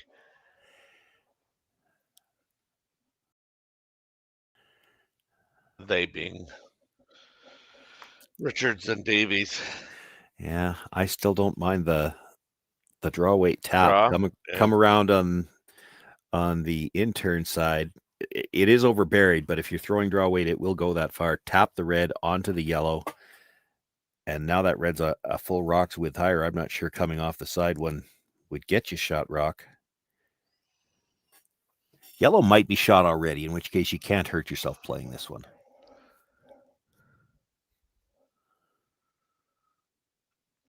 I think it's certainly possible. Yeah.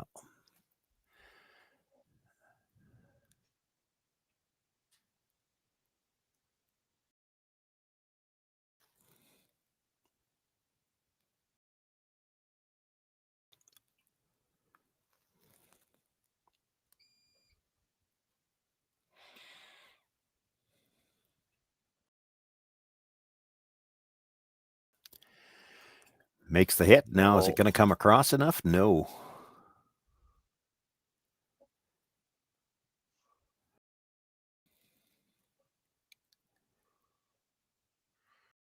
No, I think they come in off of that, and they might get two. Yeah.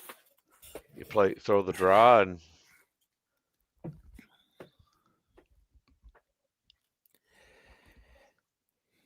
guess you can't really throw the draw. You have to just. Well, you could throw it like a chisel draw. Yeah. Might be the easiest way to get there, to be honest. Throw about back 8-ish and just chisel in off that. It's hard to throw it with full hit because you throw full hit, you're going to want to hit it a little bit thicker. You hit that too thick, you're not going to get enough of the forefoot, or pardon me, enough of the button. You're looking at like to roll in steep enough. You're not hitting more than half. A little less would be better because you look at where you're making contact. You're well in front of the button where it makes contact, and you need to spin in to get a good half of the button. So you need half or less on this so that the heavy draw would work. I actually like that idea. Just chisel in off of it. It does make the line call a lot tougher. These are the types of shots you see in doubles, though. Everything's a finesse shot.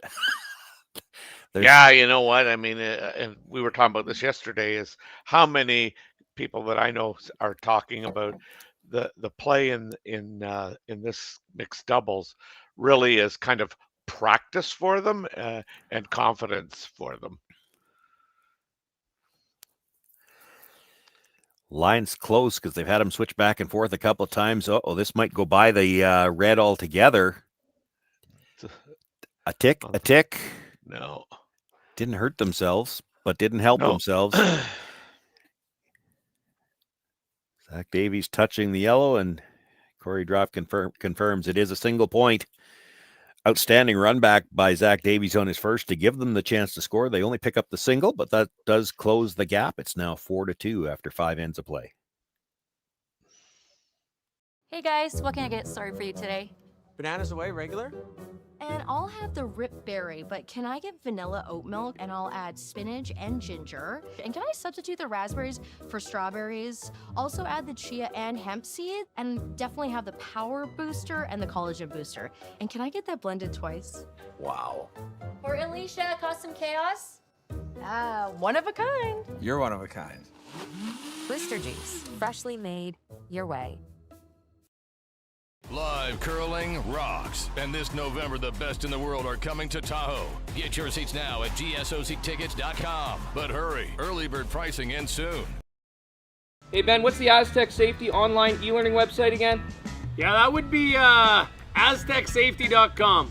Fire extinguisher and firefighting. We'll send that one to Paul. Now here's a course I should probably take. Conflict resolution. Power line safety. Yeah, I thought it might help me with my line calls. Did you know this Aztec website has over 100 safety courses? Jeez. Aztec Safety online course. Ground disturbance. Could have used that a few seconds ago.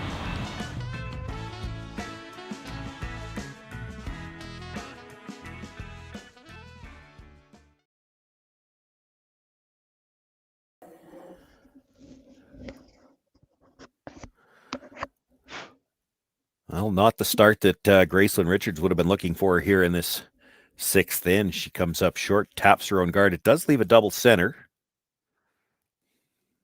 You know, if you were playing 4-player curling and you were in the we must steal scenario, you'd be okay with the double center. Mm-hmm. For sure.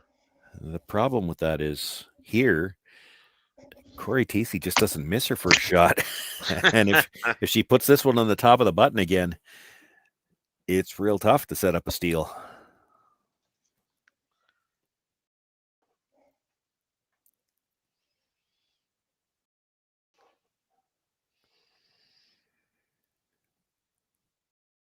Line is looking real good.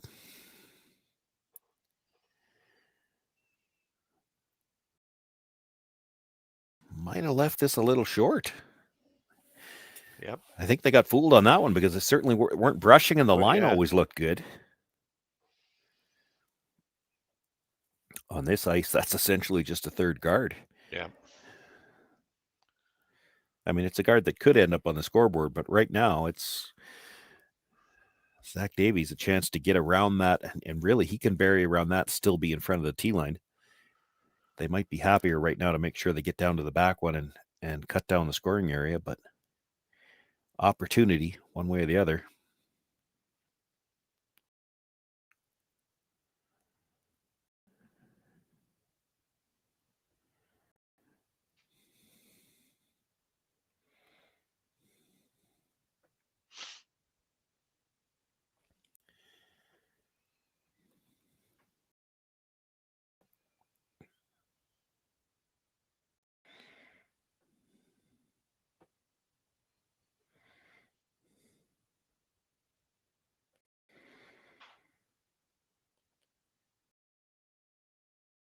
Nice line coming by. And does make the freeze to the back one. Nice shot, yeah. And I think Corey Dropkin already looking at how many guards can I make go away.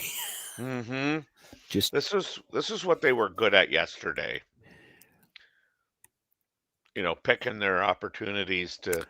Yeah, well, that's the 6th end. You know, you're up by 2. You want to make sure you have a chance to score with last rock, and there's just too many rocks on the center line in front of the button right now.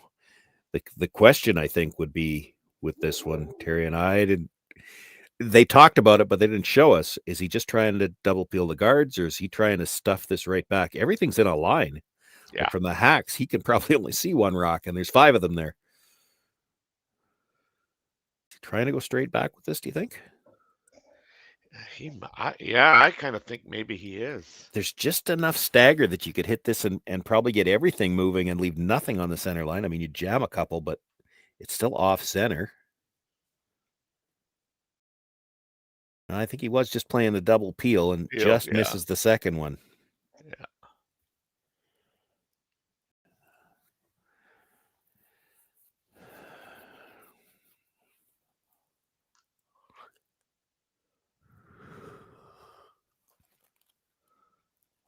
Well, if you want to try to pick up the steal, Zach Davies, if he could come down and make that exact same freeze, this time on the yellow, he'd be on the pinhole, needing probably 2 shots to move it. And you can't see it to make the first one.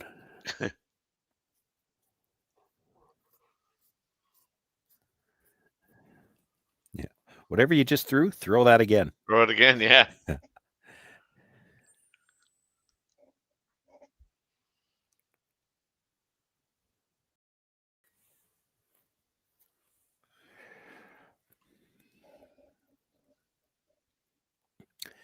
Well, this one might be out a little farther. They've already switched around to the other side looking for curl. They played this as a straight guard. That's surprising. Yeah, I'm a little surprised too. You know, you start to wonder, like, wow, was that just a miss throw, or is that where they really wanted to go? Yeah, or did you get panicked by the fact that he played a peel in the last one? Because really, you've still got 2 guards. Well, you don't need 3. Yeah.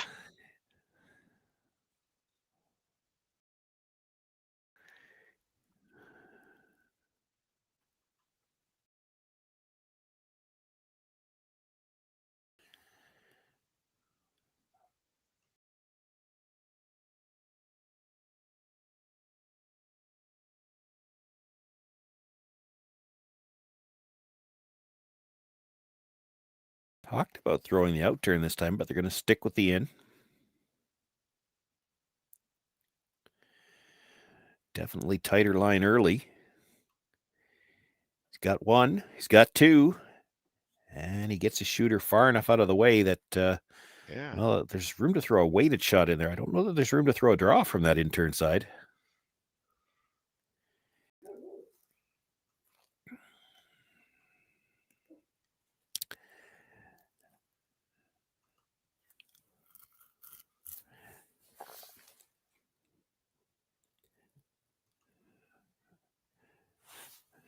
Now you might have to throw a guard.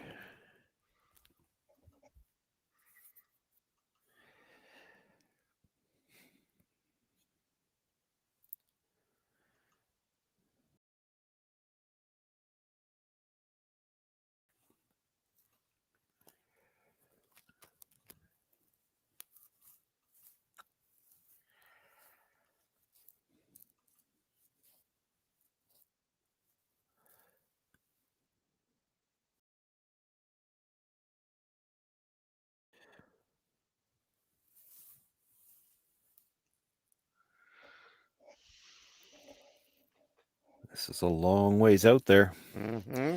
You got to cover a piece of the red, or they're probably bringing it straight back. Working hard on the brush now. Can she bring it far enough to cover a piece of that? Should be, yeah. Yeah, it covers most of it.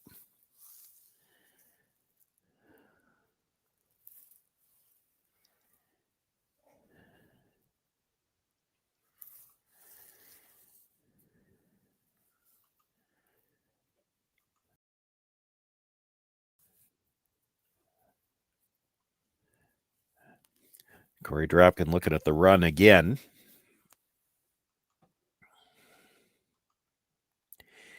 Yellow on to red. This time, I think, trying to run it straight back and disturb those two at the back of the button.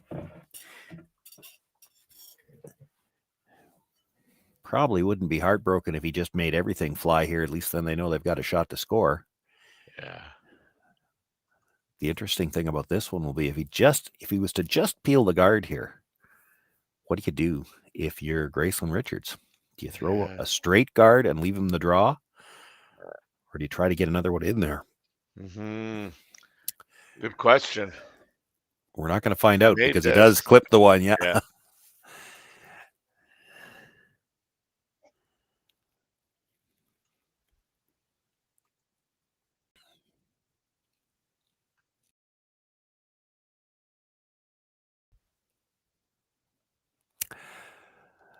You know, I hope they take a minute to talk about this, because what are you guarding? Like, he doesn't have a shot for, they don't have a shot for two if you don't throw. If you guard the yellow stone, they've got the same draw. You're not guarding anything. You may as well freeze to it. Yeah. Like, at least they've talked about trying to come tighter. They're trying to take away the draw path, but the way this ice curls, you can't. You can't take away the draw path without leaving the nose hit. So if you can't guard anything, why not freeze to it? Yeah.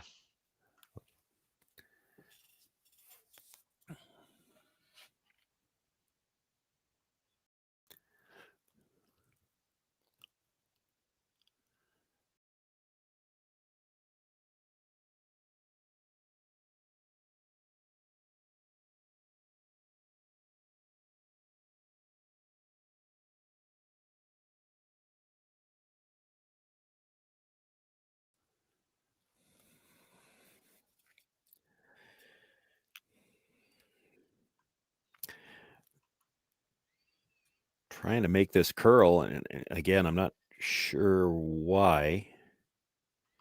Like, the hit was never for more than one. That didn't take the draw path away at all. Oh, that's right. Yeah, I'm not sure why they didn't kind of come right in. You know, it looks good because you guarded the rock in the back of the button, but it doesn't change your shot. Like, this is the shot she was probably playing if you didn't throw. She could hit it if she had to. The problem is the yellow's not going anywhere and you wouldn't have anywhere to roll. So she was probably playing the draw all day anyway.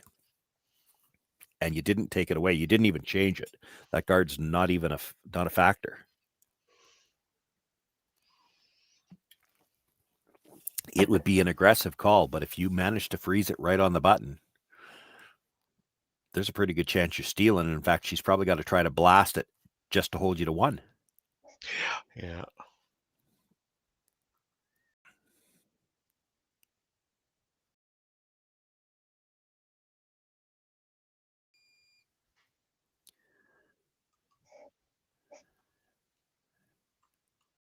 Does have to have the weight to make the draw, though.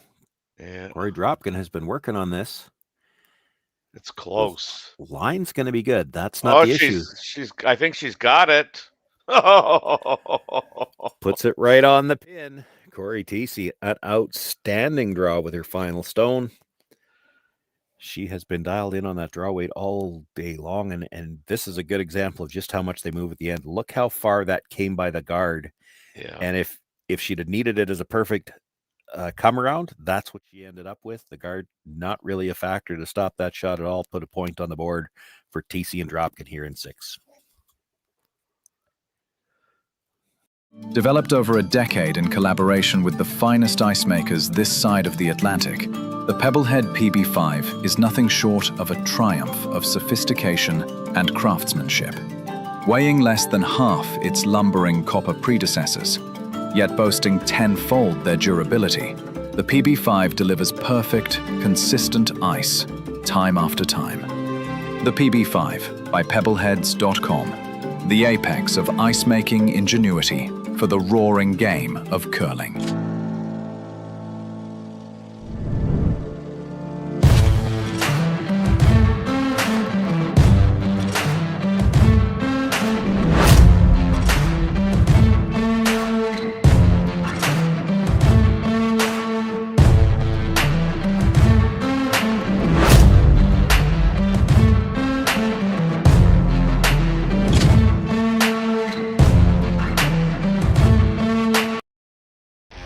The 2025-2026 Grand Slam of Curling schedule is out, with big events happening all over Canada, like the Masters heading to London in September, the Tour Challenge from Nisku this October, the Canadian Open from Saskatoon in December, and the Players' Championship from Steinbeck coming in January. Early bird weekend and full event passes on sale now at gsoctickets.com. Let's rock!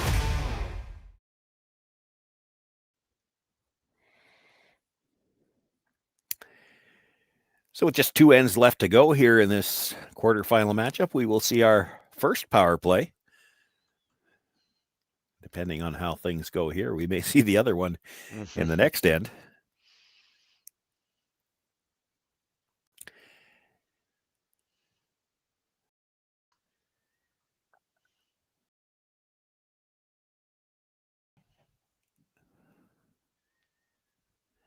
Well, they may have finally found a way to get a miss out of Cory Thiesse.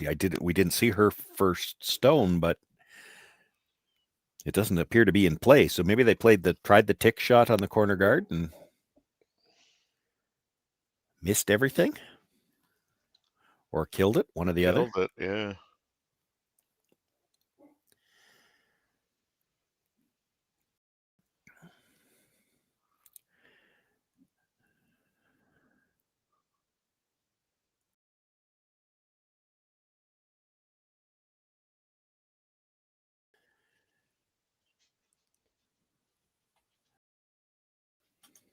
Yeah, you kind of wonder, eh?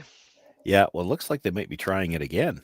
I have to assume that's what they tried in the first one. Now, either she killed it, in which case everything goes back, Yeah. or she went right by everything. But with this broom, it looks like they're playing it again. You almost think you'd have to open up that potential double. Now, he's trying to get to the yellows and move them. You cannot kill anything yet, though. Oh. Just rubs the guard, not enough to move it. Well, how greedy are you now if you're I know, Richards and Davies? Like, You try to put another one back there. You've seen the weight that Corey Dropkin can throw and how well he throws those run backs. He's going to try to run the red one back and make contact with something yellow. Or do you throw, and that might be what they're talking about right now. You could throw to the 4-foot on the open side. And I mean, I think, that's been the traditional move, is to go to the other side. Yeah. At least it was in the games that we did yesterday. That looks like they're talking about coming around again. It's the way to score a huge end, but it's also you're one shot away from disaster. Mm-hmm. You throw to the open side, there is also the possibility that Corey Dropkin could decide to slash the corner guard into it, and then he opens up the double at the same time. He could get two things out of it. He might be able to see enough of the yellow on the outside to make the double now. Risky to play it.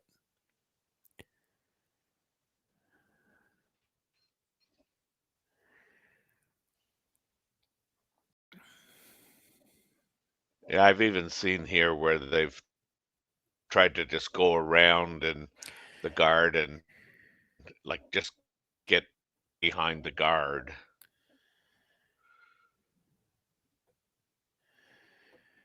Well, that's probably the best he could do with it if you're slightly, but I mean, it kind of takes away Corey might have been able to see enough of the yellow to play the double without even having to worry about the guard. Right. Yeah. And he kind of took that away by, essentially Christmas treeing it coming out around the guard from the wide side. And at the same time, the run back's there, but he didn't make the target any wider. It's still, you're running it back essentially at 1. You can't run it back at the back yellows. You have to make contact with the first one. You can't get at any of the others. And that's so many of the times when you try to come around on a stone like that, you just give them a wider target to run it into. Probably did the best they could, and yet there's still the chance that all 3 yellows could fly here.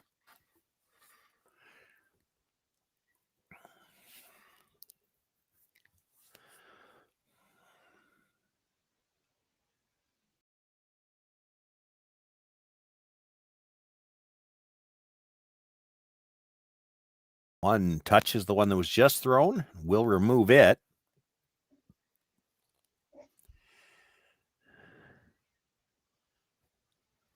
Yeah, decisions.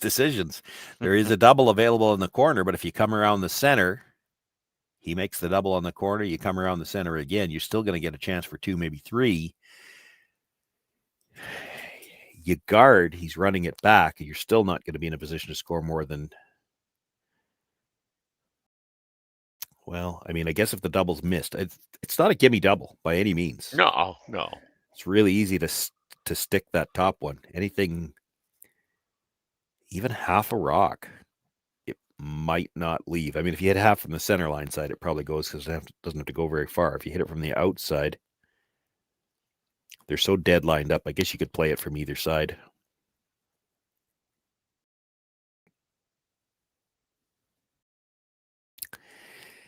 This looks like they're playing the guard because Gracelyn Richards is standing on the side where she'd be the inside sweeper going towards the corner.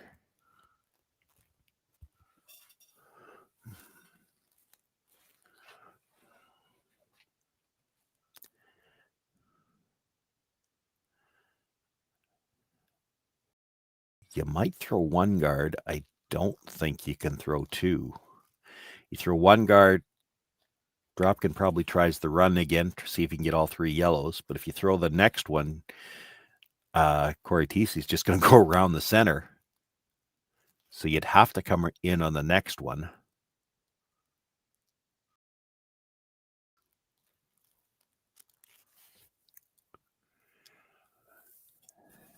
Yeah, I think you want to be real careful about not switching too early on these. They come sideways off the center line. Does he have the weight? Is it going to get over? Not bad. Oh, that's really good. I mean, you couldn't have made the run back any tougher. Nope.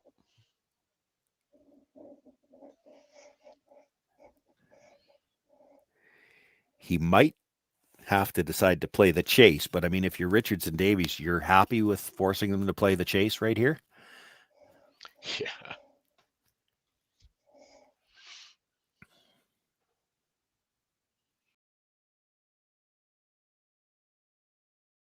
He's going to play the chase with I heard board.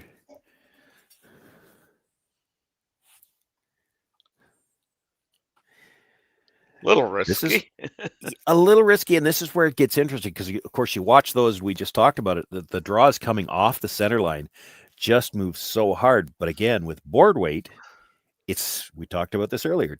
It's not slowing down the same, and it may not curl nearly as hard. You cannot afford to go buy everything here. You go buy everything here, and 4 is in play. Oh, yeah. This has got to curl a whole bunch. It's by everything. At nothing.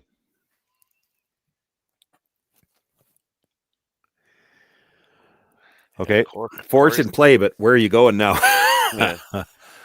You go around the corner again. You know that Corey Thiesse is going to draw around the center and try to steal the end. You go around the center. She's going to follow you and try to take the end away. Yeah, I mean, me, I'm going around those corners, or that corner.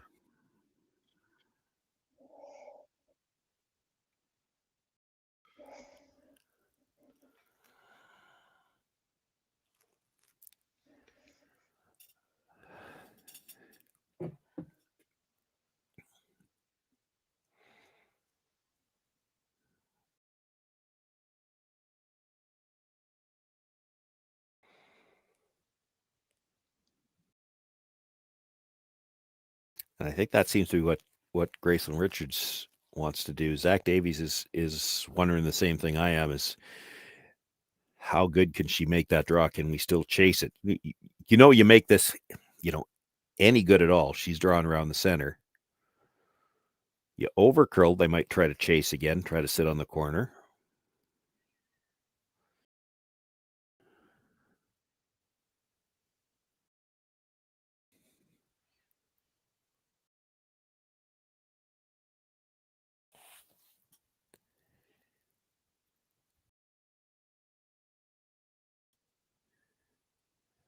They're calling room, but again, these go sideways off that center line. I know. There it goes. Oh, you might be warm here. Ooh, yeah. Well, this might talk her into trying the draw that way. Take it all the way back now, so that if she does freeze to it, she'll still be third. It's not a horrible spot for it. Well, pick your poison if you're Corey Thiesse. Do you come around the center, or do you try to sit on the corner of those yellows? And sitting on the corner of the yellows with as hard as it moves towards the wing is a real tough shot. You over curl, they're already sitting 2. Yeah. You chisel off, it's a hit for 4.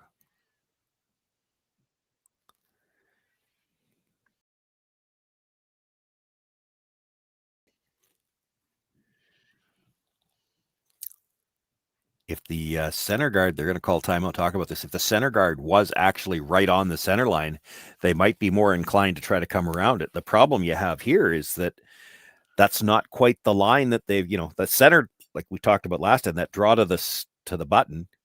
Yeah. You play that all the time in doubles. But here you need to throw a draw to the side of the button, and it's a different line.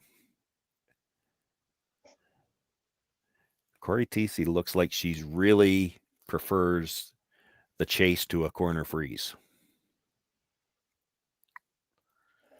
I mean, I personally like going around the center, but yeah, I think that's the hesitation from them, is that center is not a true center. Right. And they'd have to find a way to bury a rock that's around a guard that's 6 inches off the center line, which is just, they maybe don't feel as confident that they know how to get there.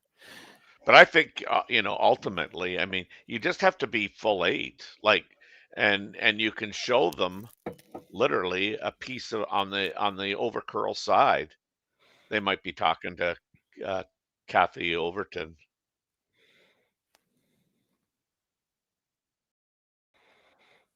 Keep panning.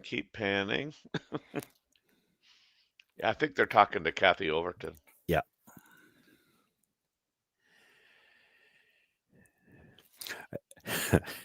Okay, I should have done this once or twice earlier in the game. I can't believe I didn't. Looks like Korey wants to go around the center guard, but Korey wants to freeze to the corner to the rock on the corner of the 8-foot. I'm pretty safe if I say it that way. It looks like Dropkin's idea is to come around the just off center guard. Thiesse has been standing over for most of the discussion, talking about those three on the side. She's just maybe more comfortable drawing to the corner, and I think it's got to come down to the fact that this guard is just off center, because she has been absolutely wired on those draws to the middle, but this is not exactly the same path.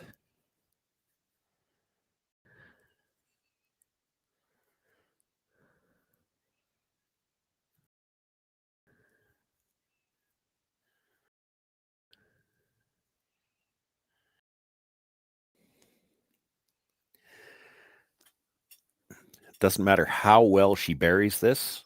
Like, if you're dead behind and you don't think you can chase it, I think score dictates that Gracelyn Richards going to have to try the run back for 3. Mm-hmm. Isn't that one at the biting at the back? Are they not currently sitting 3? Yeah, but okay, if she buries, if she buries this, she'll have to play the run back. It's the red guard. She's going to be running back. Yeah. And if she leaves any piece sticking out from either side, then you try to finesse it out for 4.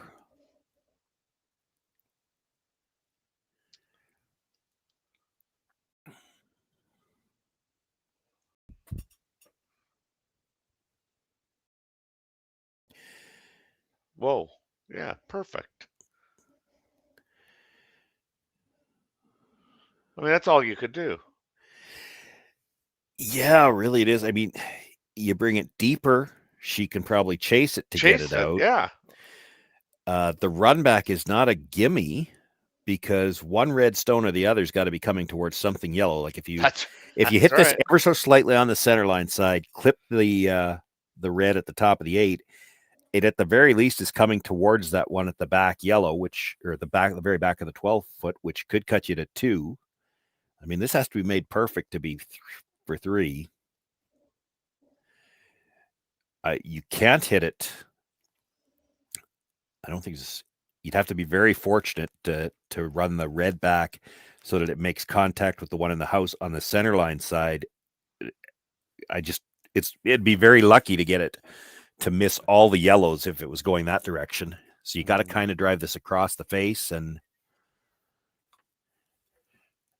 now the nice thing, I guess, if in that respect for Gracelyn Richards, if you just dead stuff this, I think you've got 2. But if you could make what is essentially about a 6 or 7 foot double, it's for 3. Yeah, I guess, you're right. If you do stick it, it is 2.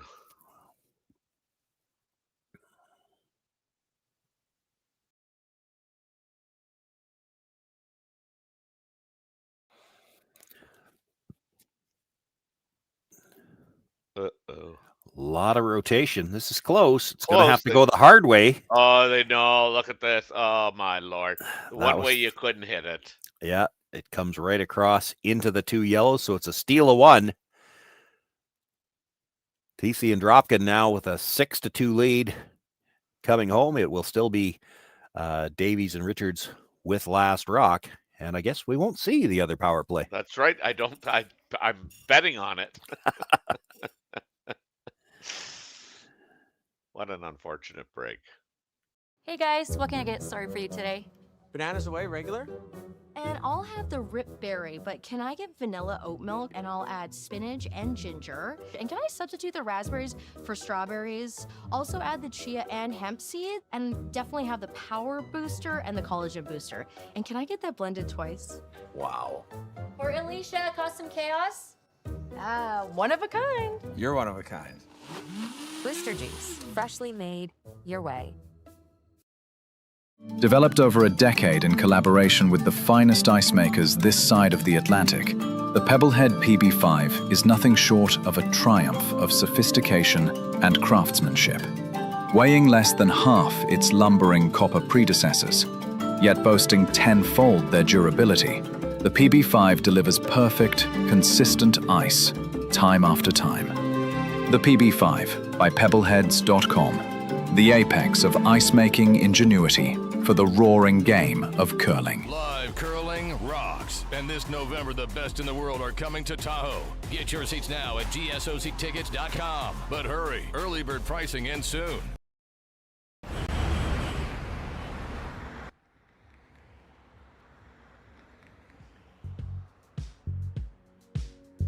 That's life. That's what all the people say.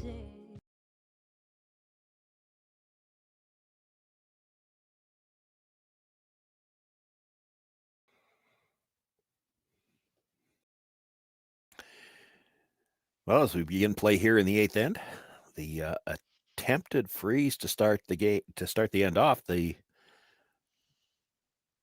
and this sounds harsh, the worst one that Corey Thiesse has made, because it's just a little bit offline. Her weight's still perfect. I know. I was just gonna say, like, shame on you, Corey. Yeah. Shame on you. She's still biting the back of the button, though. You don't know. They might actually I was even just gonna call. say, they may have called that too. Yeah, because it's actually angled so that they can kill the Yeah. back one. You're 4 points up here. You can't throw hits for a while, but then it's critical to have some angles where if you're right on the nose, you might never get a chance to hit them. Whether they played it that way or not, it actually worked out. Now, nice shot by Gracelyn Richards. She taps it back and changes that angle. Yeah. I had a chance to see an end like this earlier on in the event, a team that was 4 down with coming home, and they were able to manipulate angles around. They did not have a shot in the end, but they manipulated the angles around in such a way that the team that was 4 points up never got a chance to play a hit. The angles were just no good for them.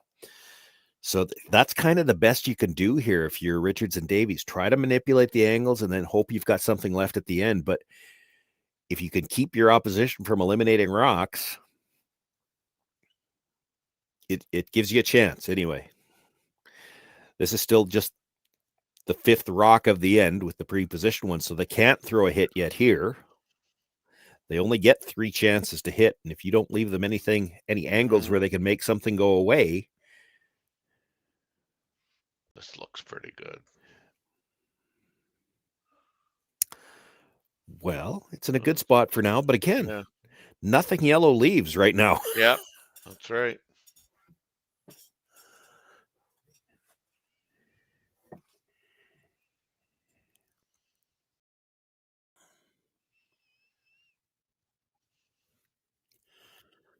If you hit that red one on the high side, on the side that we can see more of the rock, I wonder if the drag just allows it to clip the yellow too. Maybe, but I think you're going to try to Close. change that angle a little Well, bit I here. think You want to stay gotta, yeah.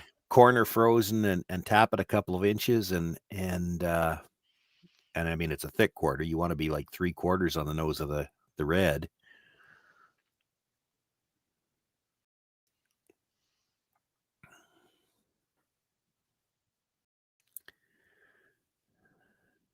This is way out there. Really got to curl. Yeah. Unfortunately, I don't think it's going to. Well, this could shorten Might up have the rest swept- of the end. Might have left yeah. a triple. Yeah, I was Double gonna for say, sure. Yeah, should have probably swept that and tried to get it by.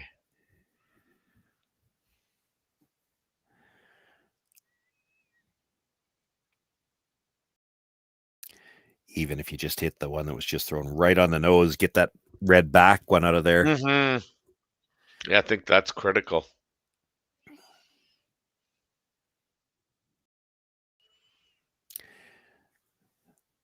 Anything behind the tee line is not your friend.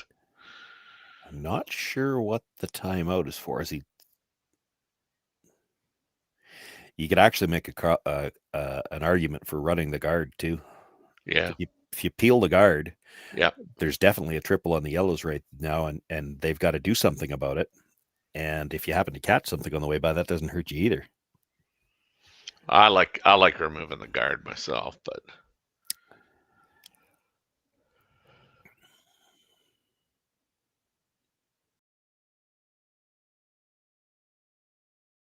I just think there's so much around that 4-foot that removing the guard is...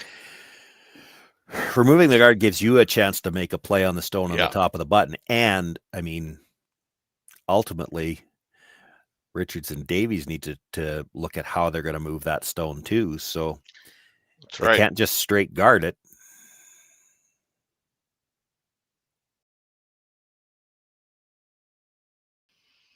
Corey's pretty adamant too, I think, that playing the... I don't see anything bad here. I mean, if you're way off the line you need, if you just straight peel the guard, that's not bad. If it makes contact with anything in the rings from the angle that it's coming at, I don't see how a yellow one doesn't leave. Yeah, I'm with you there.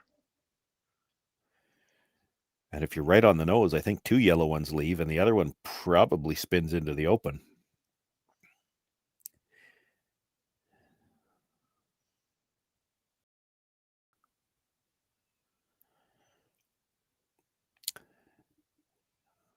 Well, he's definitely not wide. It's close. 1, 2, 2 leave. Perfect.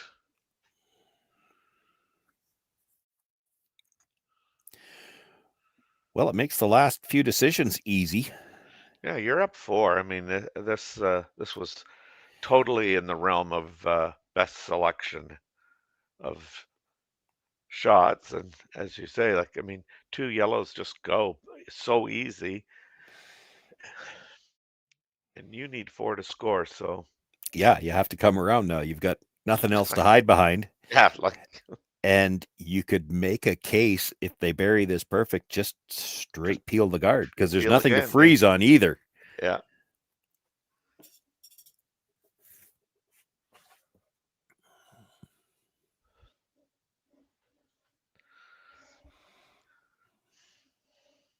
First time I've seen either Gracelyn or Zach. Certainly, I just watching Zach here throw the last. Really good, smooth delivery. Young pair here.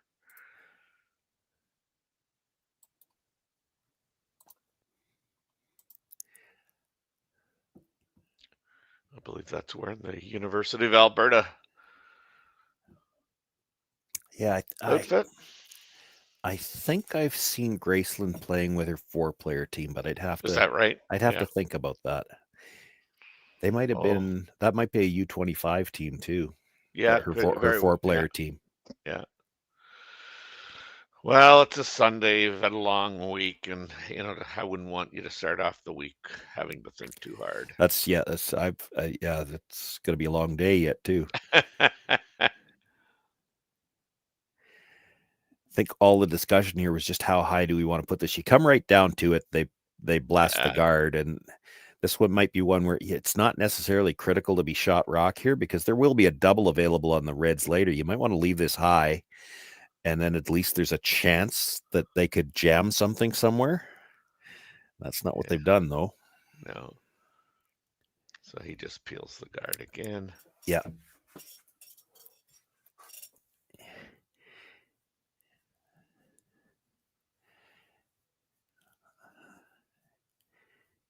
It looks like he's thinking about the run back. Yeah, I don't love that because the only way you don't have an open shot on the next one is if you hit, 7/8 here, miss the back ones, and don't roll all the way off. I'd be tempted to peel it the other direction towards that rock at the corner of the 8, because if that goes away, that's just one less rock that you could jam on the next one. Because they've got to come, you would think, to the top 8 foot on the next one, right? Top 8, top 12, and hope. I think they would just straight peel, yeah. Yeah. But this rock, it's got to come higher. You've got to hope that it's going to jam somewhere. Yeah. I'd go higher than that. There's a double available on the reds, so you don't have to be shot or even second here. I'm not sure why you'd even think about hitting the back one. Oh, he's okay. I get what they're looking at. Try to tap it in behind the yellows, and maybe you get a jam that way. Tough shot. Yeah, no kidding. But what's even tougher is you need 4 and you've got 2 rocks to play with, and they've still got. Well, this has to come in, but I think you Yeah. come in to just touch the center line, just bite the 8-foot. You do not have to be in. They keep looking at trying to come in. That you don't have to be that far in. I think you want this high enough that there's a chance it could jam on either one of those reds. The tighter you bring it in, the harder it is to jam on the one at the back 4-foot because it probably clips the one at the top of the button on the way by. I mean, you're hoping against hope here. You need a break for sure.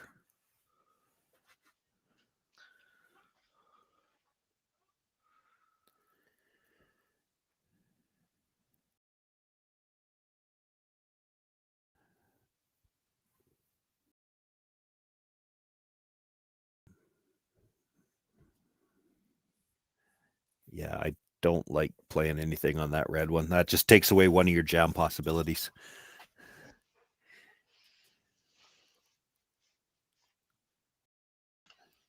The hardest shot you can find for the least possible reward. Right, that's exactly.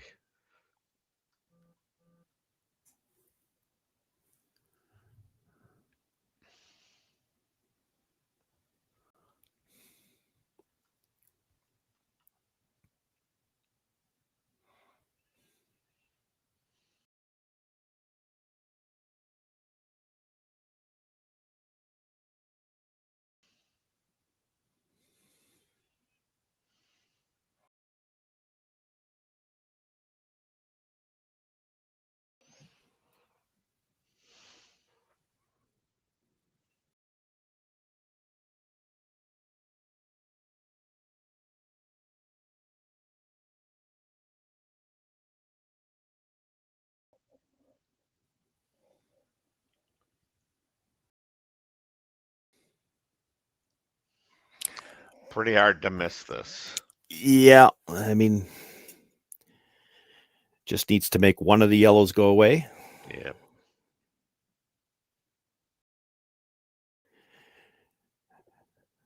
And they're lined up in such a way that you make contact with that yellow at the top of the button. The back one is going. Even if you were to hit it on the, if we look at the overhead side, the right-hand side where it was going to drag a bit, you'd still be pretty hard pressed to dead stick it on that back one. You hit it anywhere on the other side, if there's any drag at all, it clears it by lots. Yeah.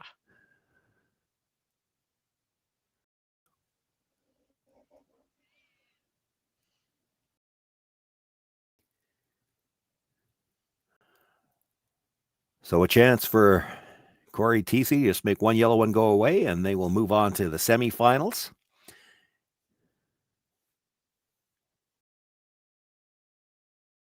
Makes the hit for good measure. She's going to make the double. Mm-hmm. And that runs Davies and Richards out of rocks. Thiesse and Dropkin with the win here in the quarterfinals.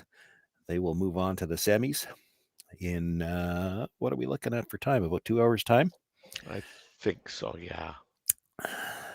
So on behalf of myself, Sean Joyce, my broadcast partner here this morning, Terry Corbin, and our production, what do we call him? Production manager? Let's just call him on production, Connor Sims. It's been a pleasure to bring you this quarterfinal game, as it's been a pleasure to bring you the event all weekend long. Still a couple of draws left to go, semifinals and finals, to determine a champion here at the Saville Mixed Doubles Classic on Curling Stadium, Edmonton. Live curling rocks. And this November, the best in the world are coming to Tahoe. Get your seats now at gsoctickets.com. But hurry, early bird pricing ends soon. Hey guys, what can I get started for you today? Bananas away, regular? And I'll have the rip berry, but can I get vanilla oat milk and I'll add spinach and ginger? And can I substitute the raspberries for strawberries? Also add the chia and hemp seed, and definitely have the power booster and the collagen booster. And can I get that blended twice? Wow. For Alicia, Custom Chaos? One of a kind. You're one of a kind. Blister juice, freshly made your way.